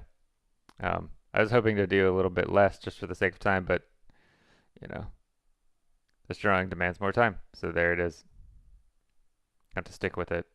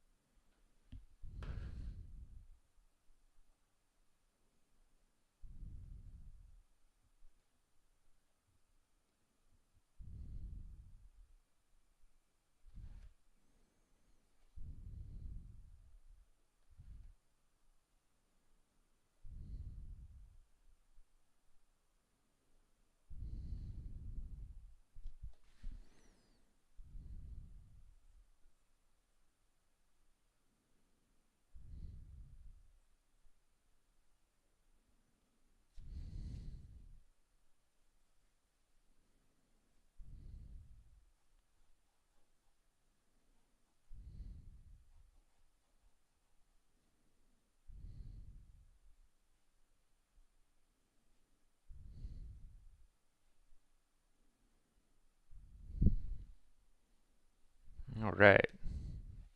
It's getting a little bit better as far as like integrating in texturally. We get like sort of more of this dirty brick feel, which is good.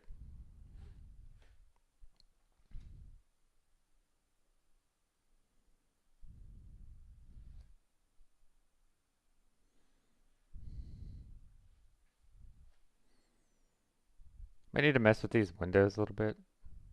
Kind of get some shadows in here.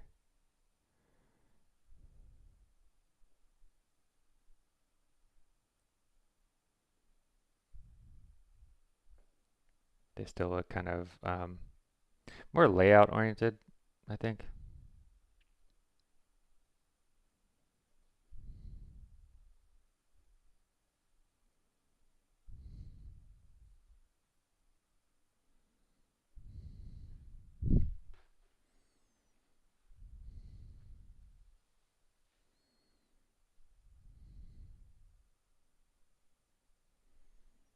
This is feeling kind of blank here. I feel like maybe this should kind of come down and do a little path like that.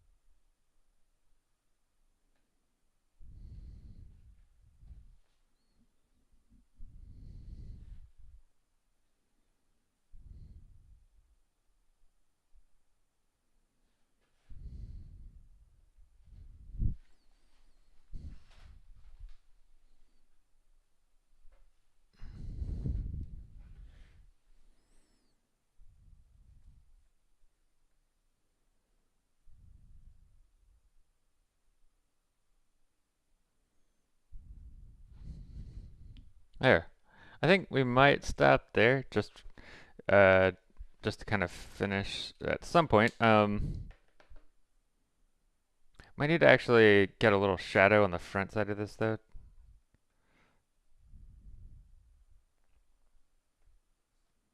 So I feel like this is actually in shadow a little bit in the reference.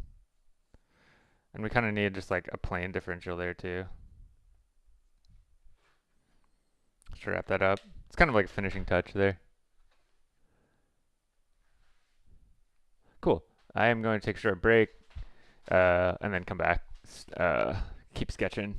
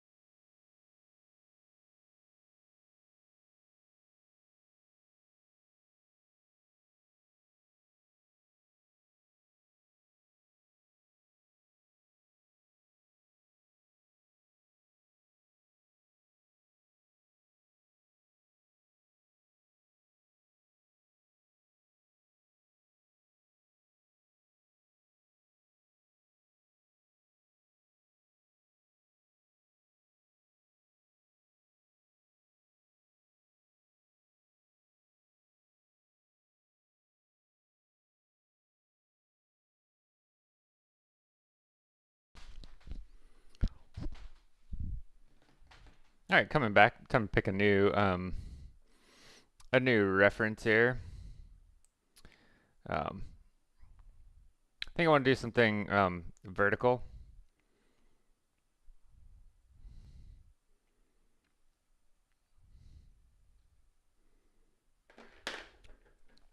It's kind of like a different approach. I feel like that one could be cool.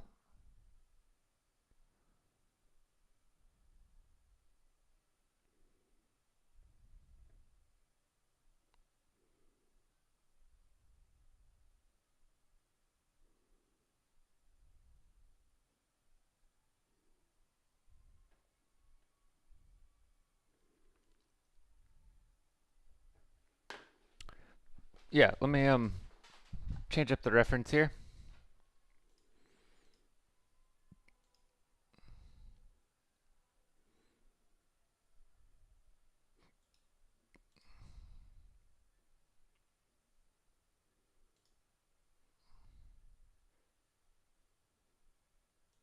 We're gonna switch up to this one.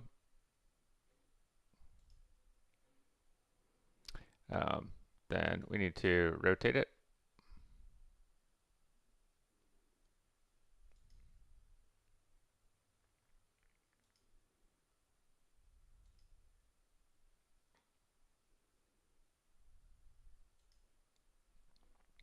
There we go.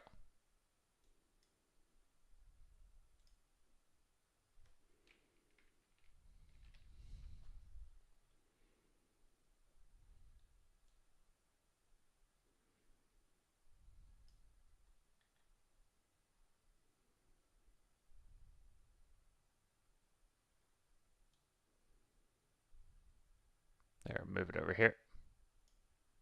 Oh, we can see it pretty clearly. Might do a slightly larger drawing this time too. That might be fun. I've got another sketchbook that I haven't worked in yet that um, I'm interested to try out the paper. I know that the paper that I've been using for this is Stillman and Byrne Epsilon. It's really smooth. I really like it. I've been using it off and on for a while. I discovered it when I was like uh,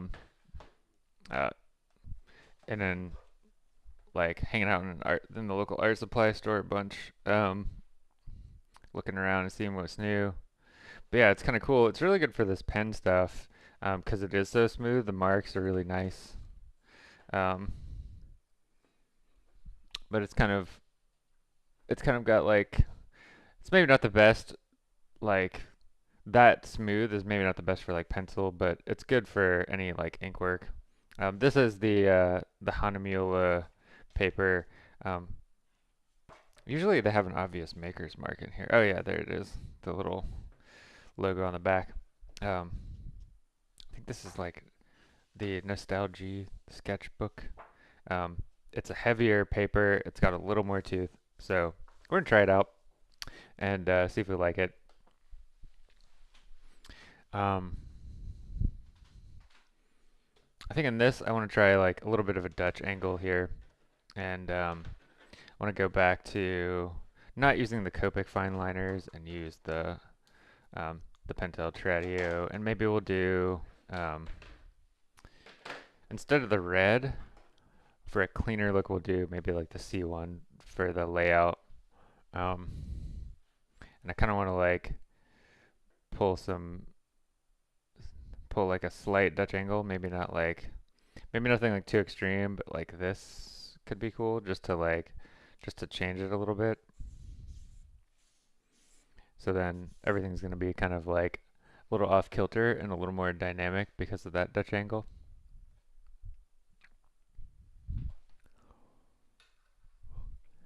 Cool. So if you're just tuning in, just starting a new drawing, just finished one up. Um, and this is going to be kind of this will be like a little bit of a 60-40. So we don't want the vanishing point here. We want it like here. Um,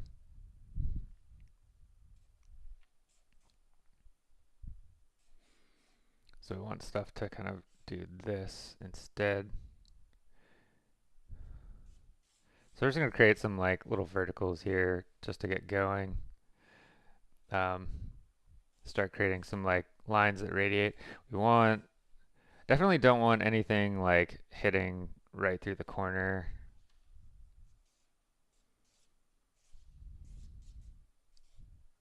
And I'm just gonna radiate out a few lines. Um, I know that if we tilt this here, we're gonna go here, and then this goes up really, this building goes up pretty high, but I think it goes up more like right here, and then it's gonna tilt like towards the vanishing point here. And it's gonna come down a little bit, have a little jig jog, and then come over towards the vanishing point that way.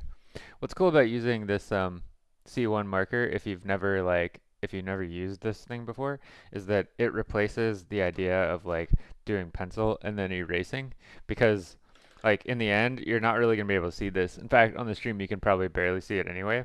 Um, but that's like kind of purposeful, right? Um, because we don't want to oh shoot, if I do that, that's gonna go right out that exit point on the corner, and that's like uh, amateur hour like major problems. So we're gonna move that down, and then we're gonna go like maybe to right here instead. Like this is there's very few like rules in drawing, um, like actually things that we have to like follow or avoid. And one of those rules is basically do not exit out that corner. I've seen people break it, um, but those are more like for fine art purposes where you're trying to like break out of bounds, not for like industry purposes or where you're trying to like, create stuff that's at like a cool like standard of like um,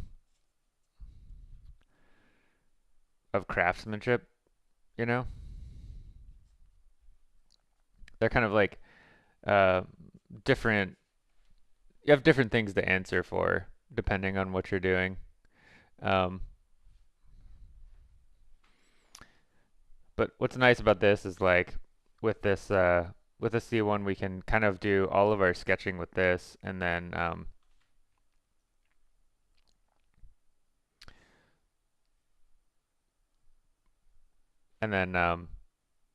when we ink it, like if we have to make corrections and changes, it's gonna work out just fine. Um, there's a bridge that goes across here, so we're gonna create that bridge here. Runs closer, like further here, and then up. Little dividing line goes across like that.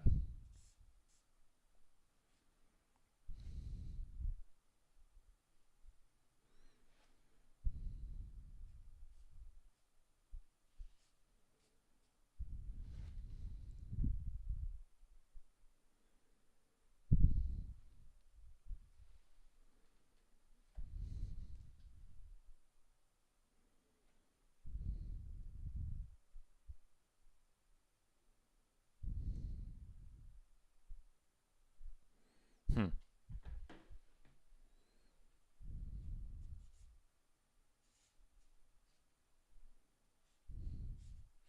Have kind of this stairway thing that's coming up. We're gonna probably make it bigger than in the reference here, and then this kind of creates like a shape that comes out pretty far actually, which is kind of nice.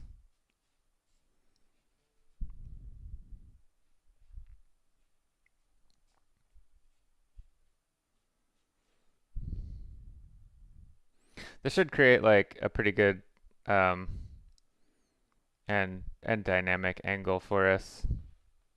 Um, in front of this, we have an electrical box that's gonna go back towards the vanishing point here. It's kind of big, gonna go back towards the vanishing point there.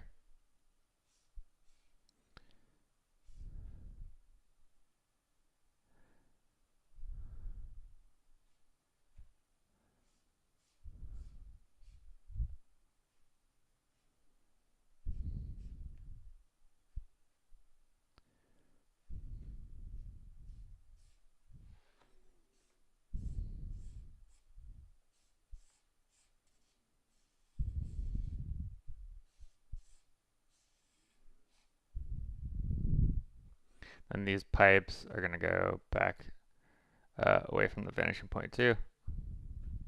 Got like a 2 set going this way.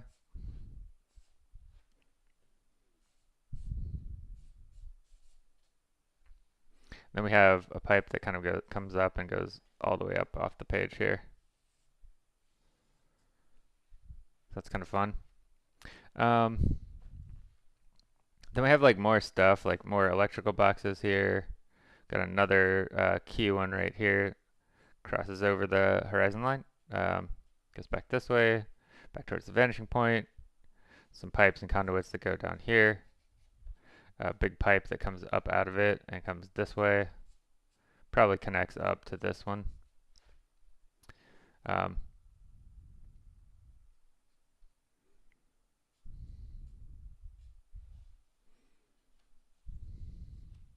so what I want to do here is kind of like establish a little bit of like the roadway here.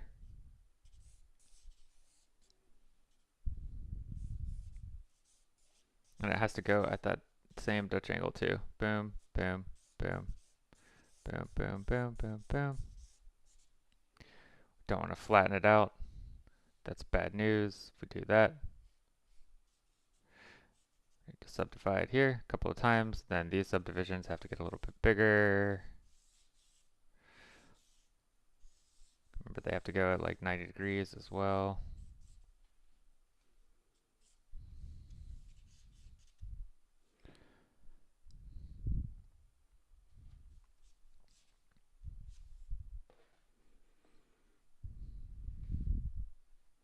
Cool. And above this, we have to get a little subdivision coming this way, back towards the VP. And then these segments go like that.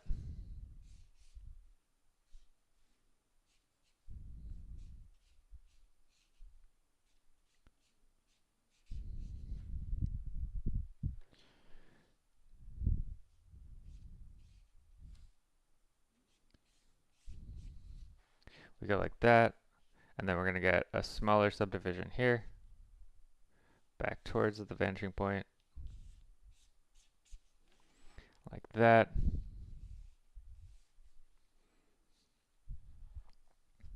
And then there's another subdivision below here, also goes back to the vanishing point like that, creates its own thing. So this is going to wind up being dark, kind of having some inset in there. So we're going to see like kind of these little columns there. This is only going to have a mild amount of inset here.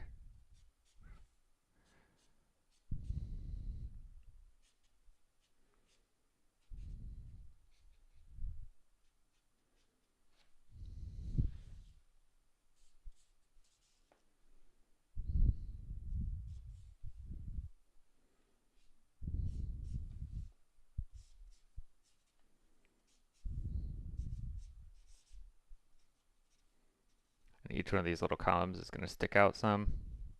So we're going to have like a little progression there of columns that stick out. Get one that sneaks over in there, which is kind of nice. Cool. So now we've got this basic sort of layout happening. We have a little thing like this come down.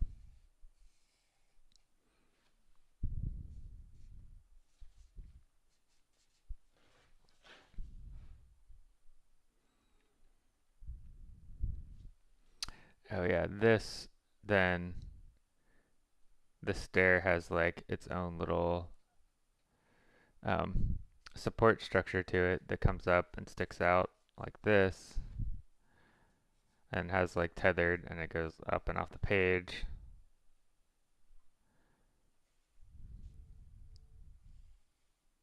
I need to change this angle. This angle's like almost, I like it better the way it was.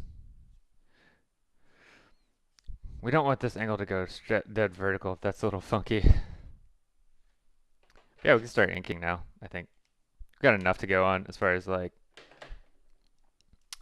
making stuff happen. I think one of the key places for this to start is actually like right here on these little pipes because they kind of like everything overlaps them. We want to make sure that our angle's still good. VP's here. So our angle's not as good, so we want to go more here.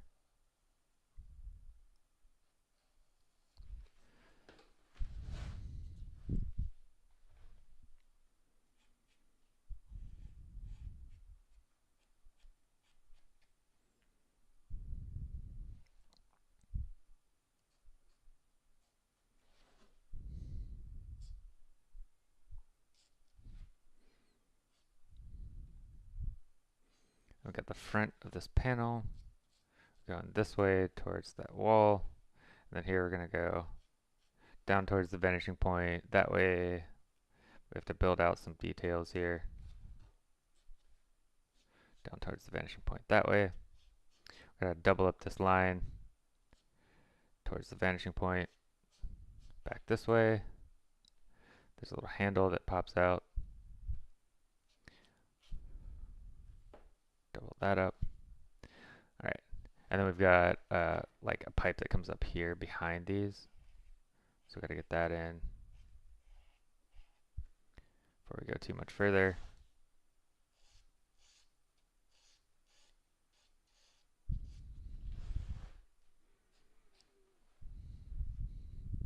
And then this has a couple of pipes that come out of it here. It's going to come down like this. And then we'll have a second one that comes out and around like that.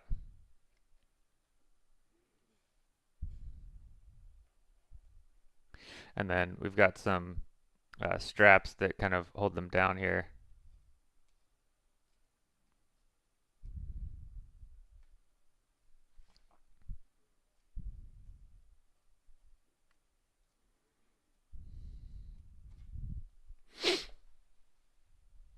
There we go. If you're just tuning in or watching later, like, super happy to have you hang out and everything, watch the streams.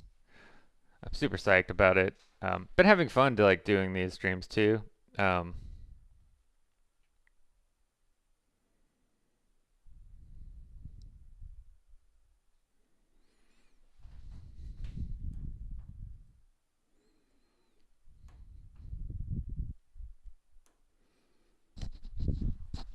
let's see here. Next thing we kind of got to work on, I think, is this like ladder area. It's like an escape ladder. Um, but it's got kind of a complicated structure to it, which is really hard to interpret on a small scale. So we're gonna add to it here. Gotta kind of zoom in on the reference too.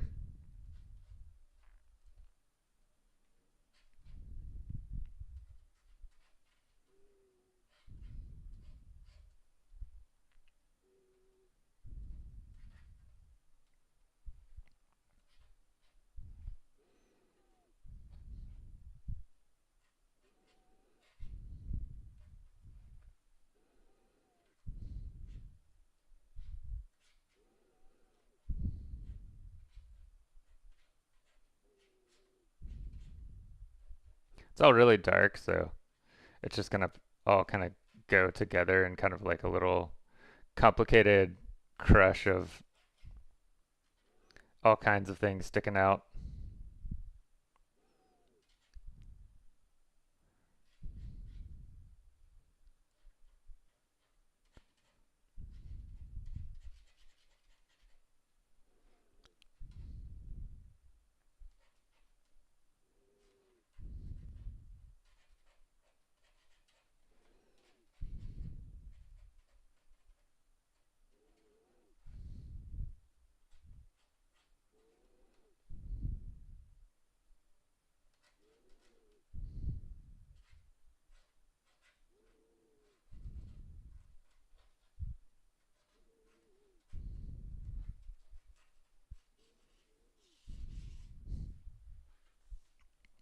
There's a strange like line or something like that going up, kind of like holding this structure up.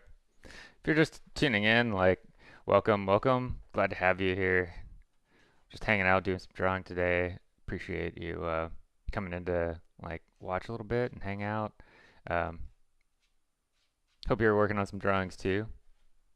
You know, try to spread the enjoyment.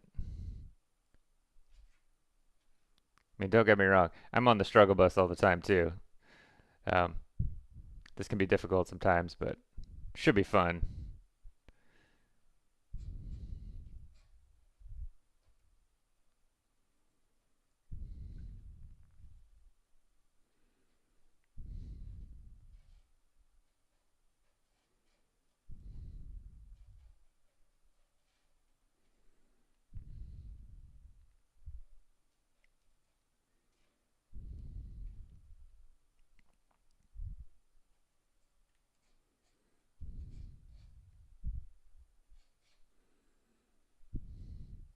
I've got some more pipes and stuff going up here, which is kind of fun.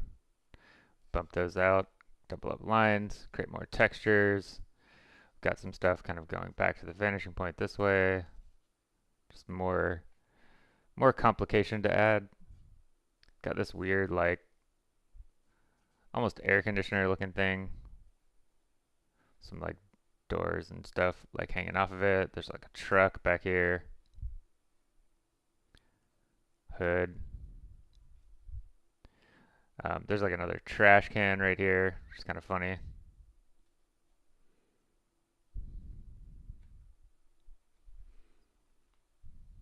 Cool. If you're just tuning in, feel free to say hi or lurk if you want. Just hang out.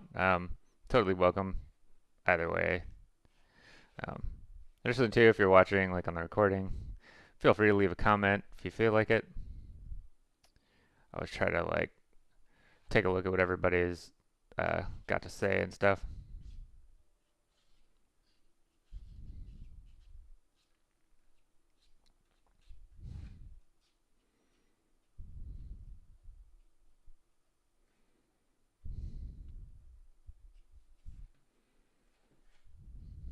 All right, we're kind of done with this segment now. Our little bit of overlap here is this bridge that crosses. So I want to start there actually, um, and get that in so that things get nice and nice and clear before anything goes wrong.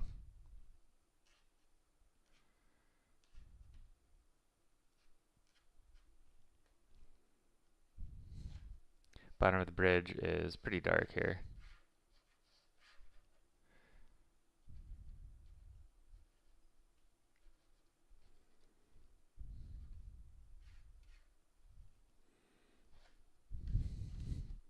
I'm going to double up these lines here because this is kind of more structural right here. And then this kind of has to go up and over. So we're going to break that line there.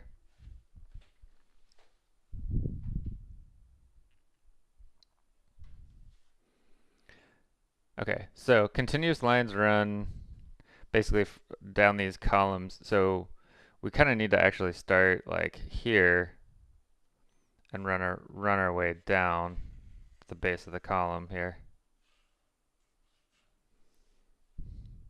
And then we're going to go back in space and do that inset. Do the inset, and then this is going to go back towards the vanishing point here. This is one big long continuous line for quite a while actually. So this comes down really freaking far and then gets interrupted here.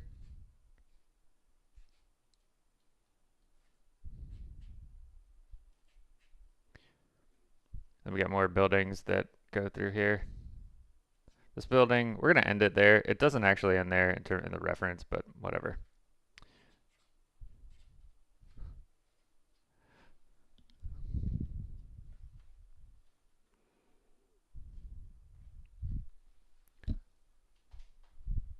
Cool. Now we're going to go through. This line also is continuous, comes down. That's part of the same column. Then we go back to the vanishing point there. Then here, same thing. This one's continuous.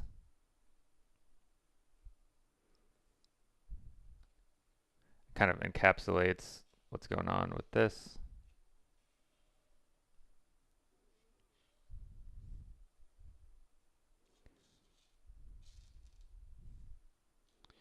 And then this is going to go back to the vanishing point together. So this is all going to be one area. This gets inset. Big inset here. We got a small inset here. And then this goes back all the way to here. And then our inset goes in like that. Not sure where that ends. Maybe it ends with like right here. So that's good. So go there. Then we got another small inset here. Goes like that. Boom. And then we'll see the underside of this just a little bit, and then we'll get a different inset here. That's going to take us all the way down to the base here. And then this is going to go back to the vanishing point. So this is good actually to establish this right now. So we can have one thing to kind of to base everything off of.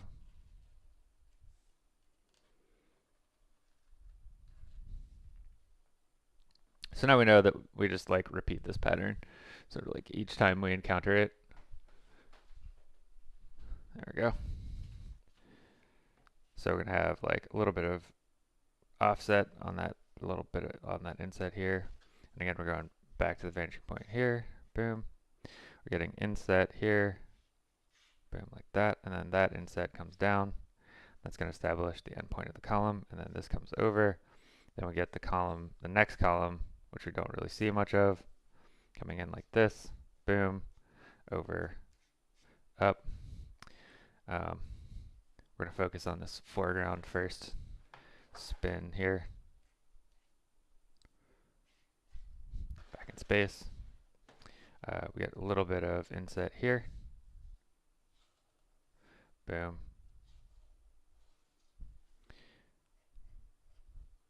Deeper inset here. Down and back. Again, shallow inset here. And then back to the vanishing point. It's going to be our bank of windows. This is going to be deep inset. This is going to be shallow inset. So there we go. And then here, this comes over and down. This is our continuous line going down. Continuous line going down. Boom, boom, boom. That comes out. Boom, like that. Here, this continues offset.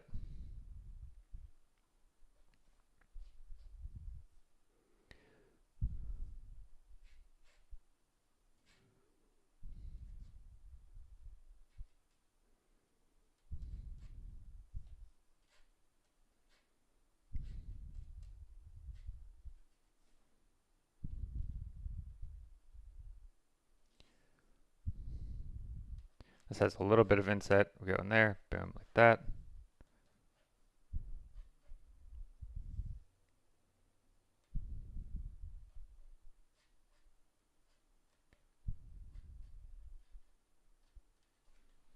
All right, there we go. And then this has something like that there. And we do actually see a couple of like lines get picked up here. Little textural details. We got like, we'll put like a little puddle or something right here. It's gonna help us go back in space there, establish the ground. Maybe there's gonna be like a drain or something right here.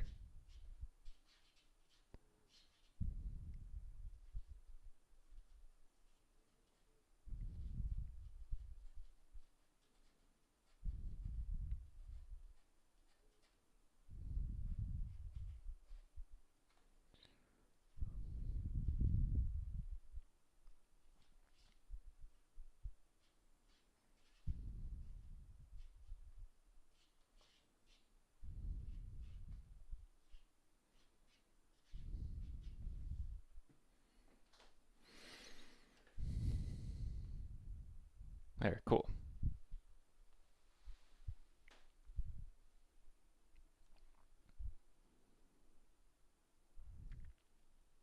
And I think this is going to be kind of our light side. This will be kind of our dark side.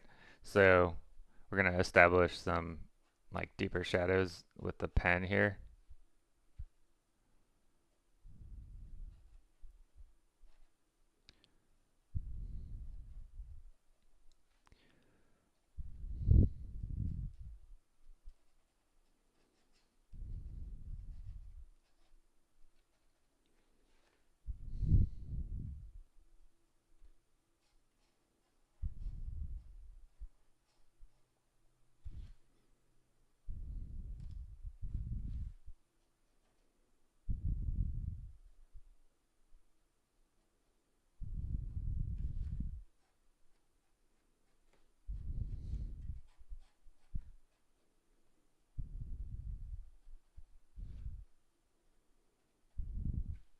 Thinking this might be cool to kind of stick with a lot of ink work for this one.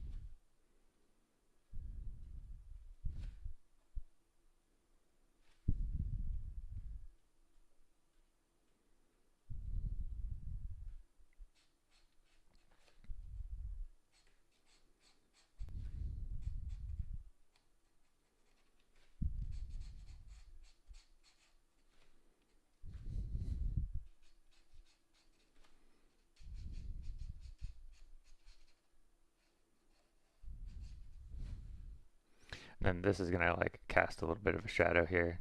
So we're gonna get cast shadows running this way,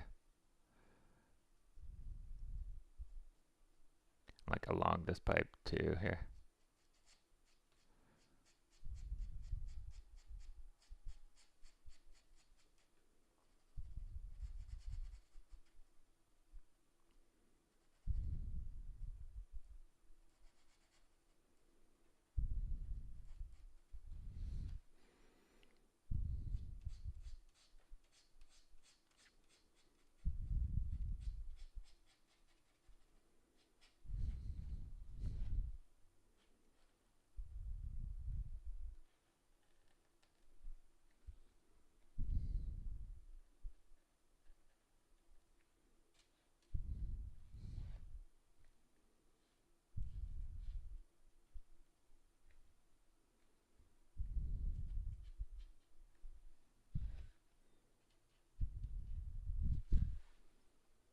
Cool. If you're watching, feel free to hang out and lurk, or if you want to, like have a chat, um, say hello and stuff. And here I'm just having some fun, just like sketching today. This is trying to experiment and do different things that I normally do. Um, one of the things is like I could just kind of sit here and do stuff that I know that I can sort of nail, but I don't think that's like as interesting. I think it's fun to search.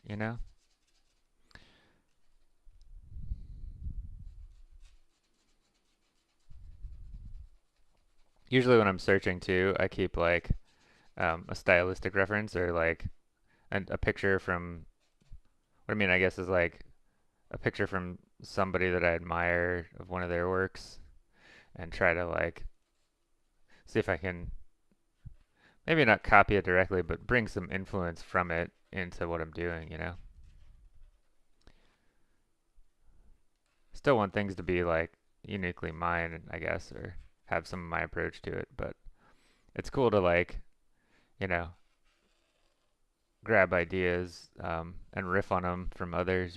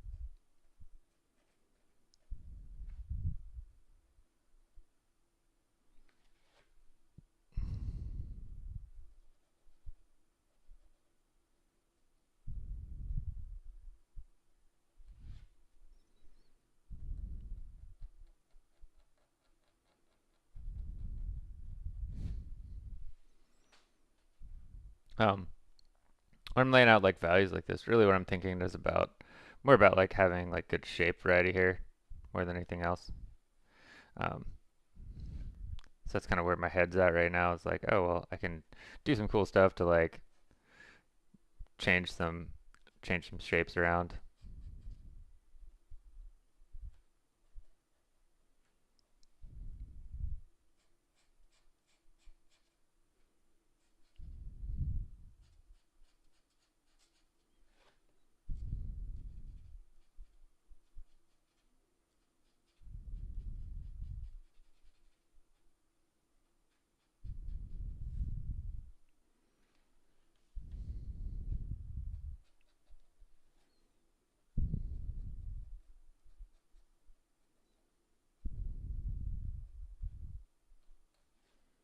Cool. So that kind of encompasses most of the right side. I think we'll move on to the left side now. Um, most of this left side right here is going to be pretty dark, I think, because this bridge kind of casts a big shadow. Actually, we need to get the shadow from the bridge down here too.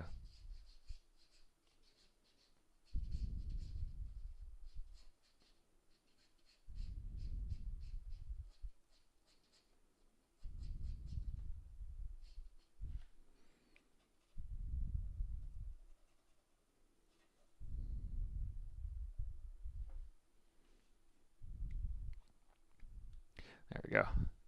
So right along here, these are going to be pretty dark areas.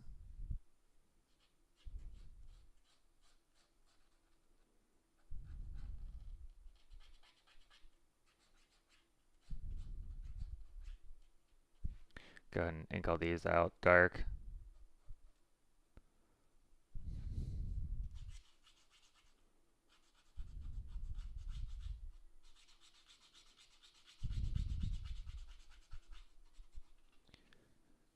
And then this is going to kind of create like a little shadow like that, but that kind of fades. So we kind of want to include that on all these if we can. And then we want these to be dark too. Overall, this is going to be like the darkest area, like under this segment.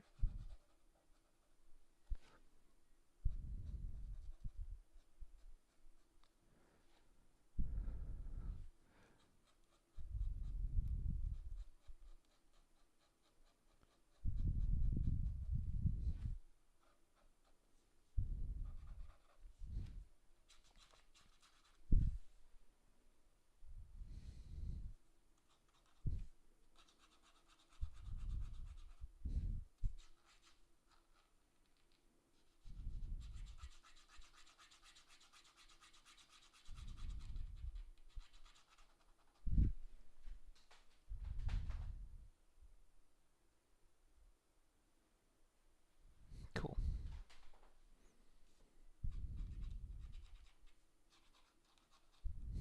All right. I'm going to go here, get this full black, and then fan that out. Here.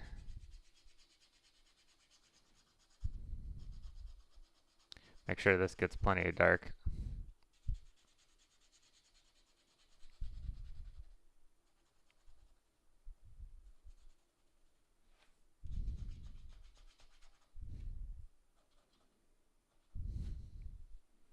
And this is going to get pretty dark right here.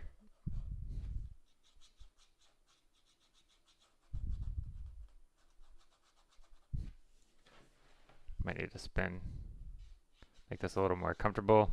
And then here we go from dark and we fan down.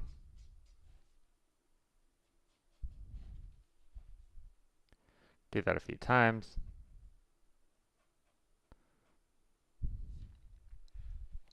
Here we need to kind of like get a little bit of shadow in, like that.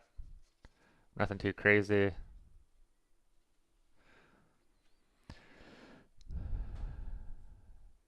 Um, and then this we need to subdivide for windows. So yeah, start subdividing like here about.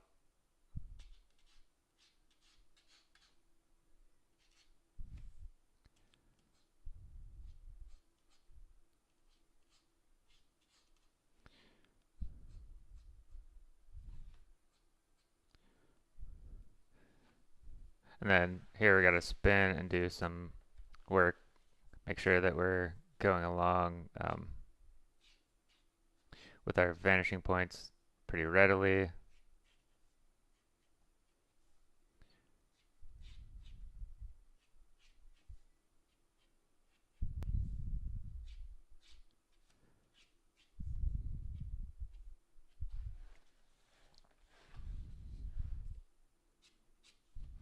That more or less gets it. And then we can kind of do some like doubling up and create like sort of more of a shadow side on this like frame here.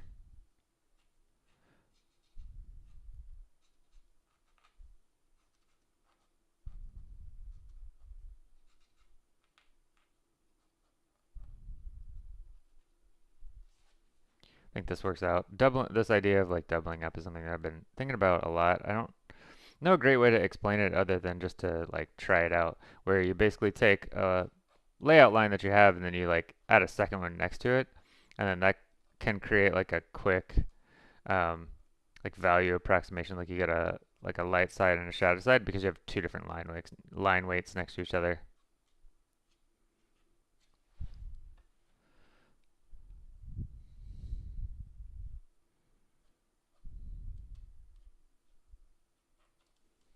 What's cool here is like we have all this like C1 marker under this, and you don't even really notice it at this point. Like that kind of just disappears. So that like layout sketch is kind of gone more or less. Um,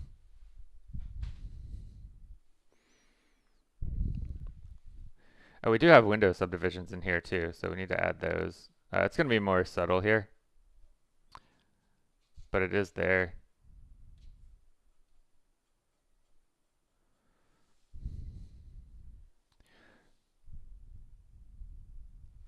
And then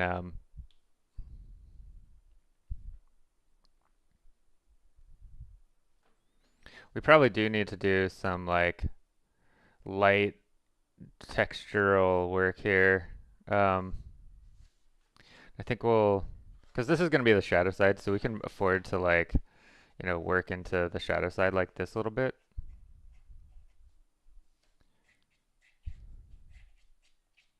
Just like kind of emphasize that direction, or that directionality.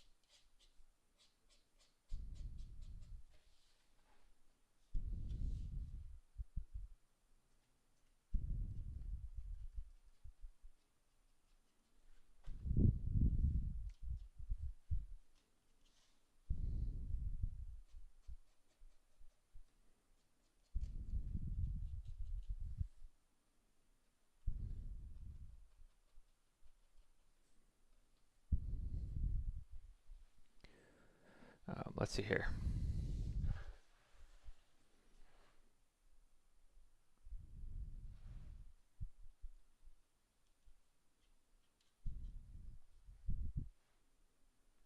It makes sense just to make these kind of go back along the vanishing point too.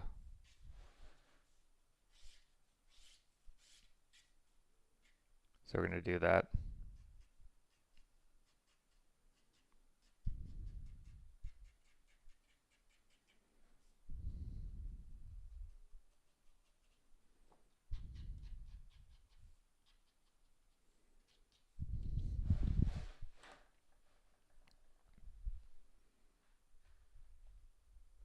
There, we've kind of got our shadow side established. And then Um, this is going to be a really soft shadow down here, so I don't want to put like a harsh dividing line um, along there at all. Um, but I think we've got the basic layout ready. Kind of want to include some more line work here, just to not abandon it all.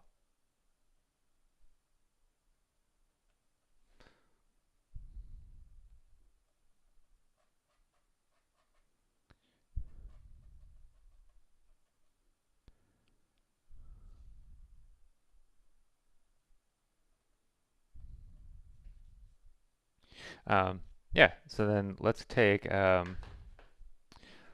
this neutral gray 50%.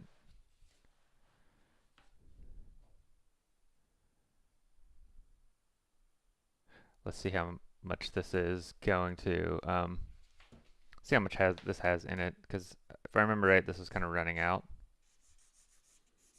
Yeah, it's definitely running out. Maybe I'll do I have another?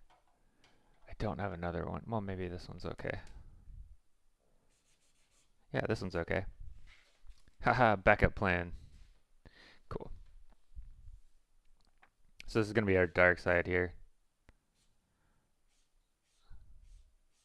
That's how we'll get our lighting in. And then these windows are, they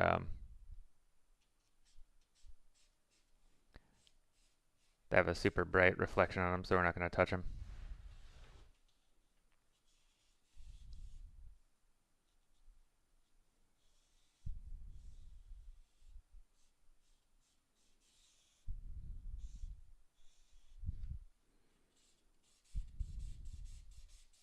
Well, I thought this had ink in it. It does not really. Maybe we'll have to like do an on-stream refill.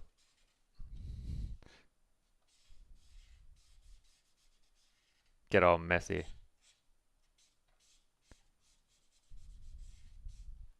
Yeah, let's do it. Hopefully this won't be like too much of a disaster. I'll get a sheet of paper to work with here. I don't know if you knew this about Copics, but Copics are refillable. That's a reason, pretty much a reason to get them for me, is to have the ability to do these refills real quick. Where'd I put it? Yeah, here we go. And 5.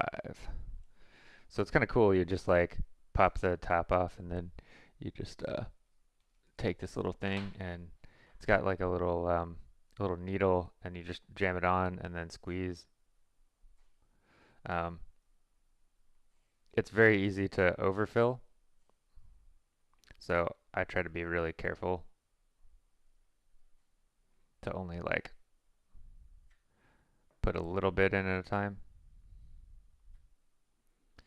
So I do refill more often, but then I try not to have like ink spills everywhere all the time, which does happen a fair amount. You can also replace the nibs too, which is convenient. Oh, I definitely spilled some ink. Yep. Gross. Sorry.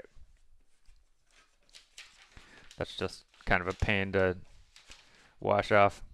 Usually have to use like rubbing alcohol to get this off because it is an alcohol-based marker.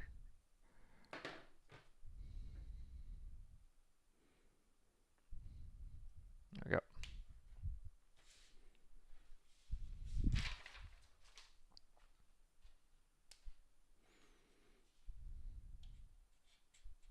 There. Back in business now.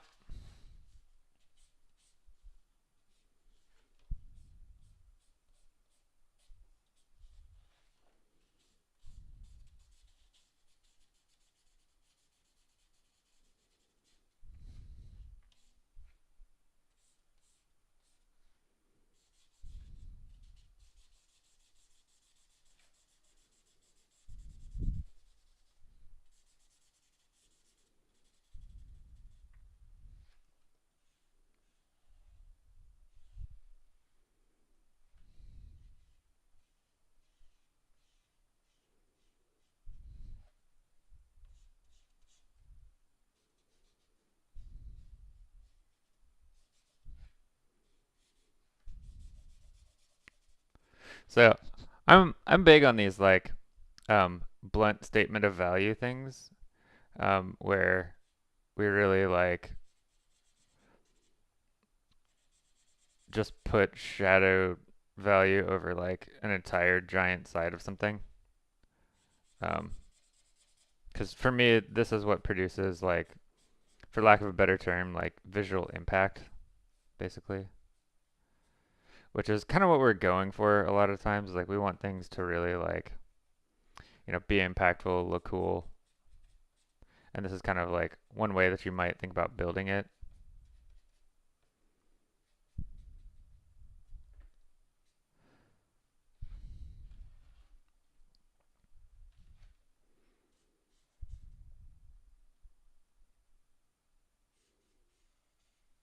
Oh, I didn't subdivide far enough here. I meant to get these windows like all the way down. There. That's better. And then the shadow is going to run along onto the window a little bit.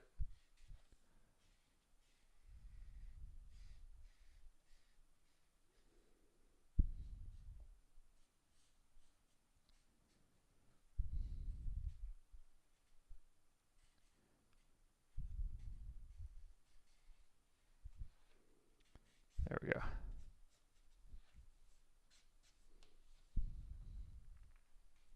And then for this, we want this to kind of like fade a little bit. So, and we want these buildings to kind of have the dark front on or the dark side here. And then we need to kind of fade as we come through. So we're going to do kind of fanning, radiating lines here. Kind of establish where we want the fade to go. Somewhere around here, I think is where it's going to happen. And then this is all going to get darkened.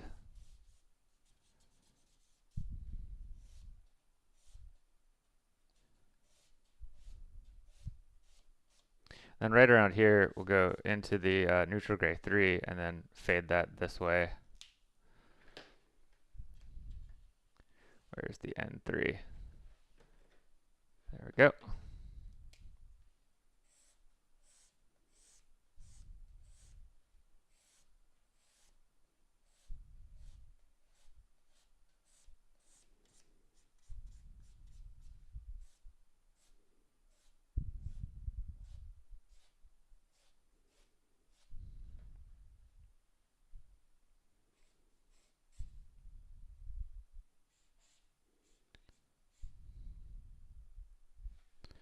And then we can use that on kind of some of the shadow side stuff here. Just to be sure that we're doing some visual balancing on both sides here.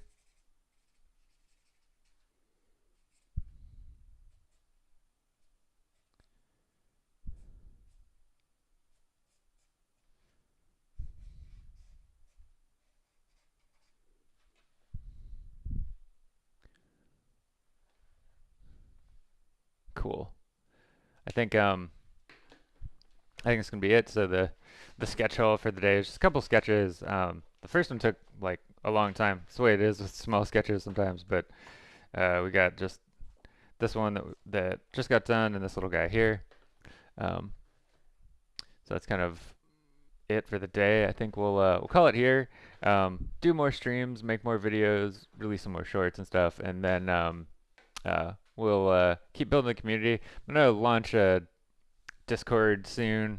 I'm still working on the Discord. I'm also working on a couple more things. Working on uh, like the Discord, working on like YouTube memberships, and trying to figure out like what would be most beneficial to release on those. Um, and have like a lot of resources in the Discord. I'm working on paid courses as well, that I'm trying to that are going to be really extensive and really cheap. So like I don't think you should spend like more than 20 bucks for like a little course on something. Um, and then we'll go from there, and then so keep an eye out for all these things.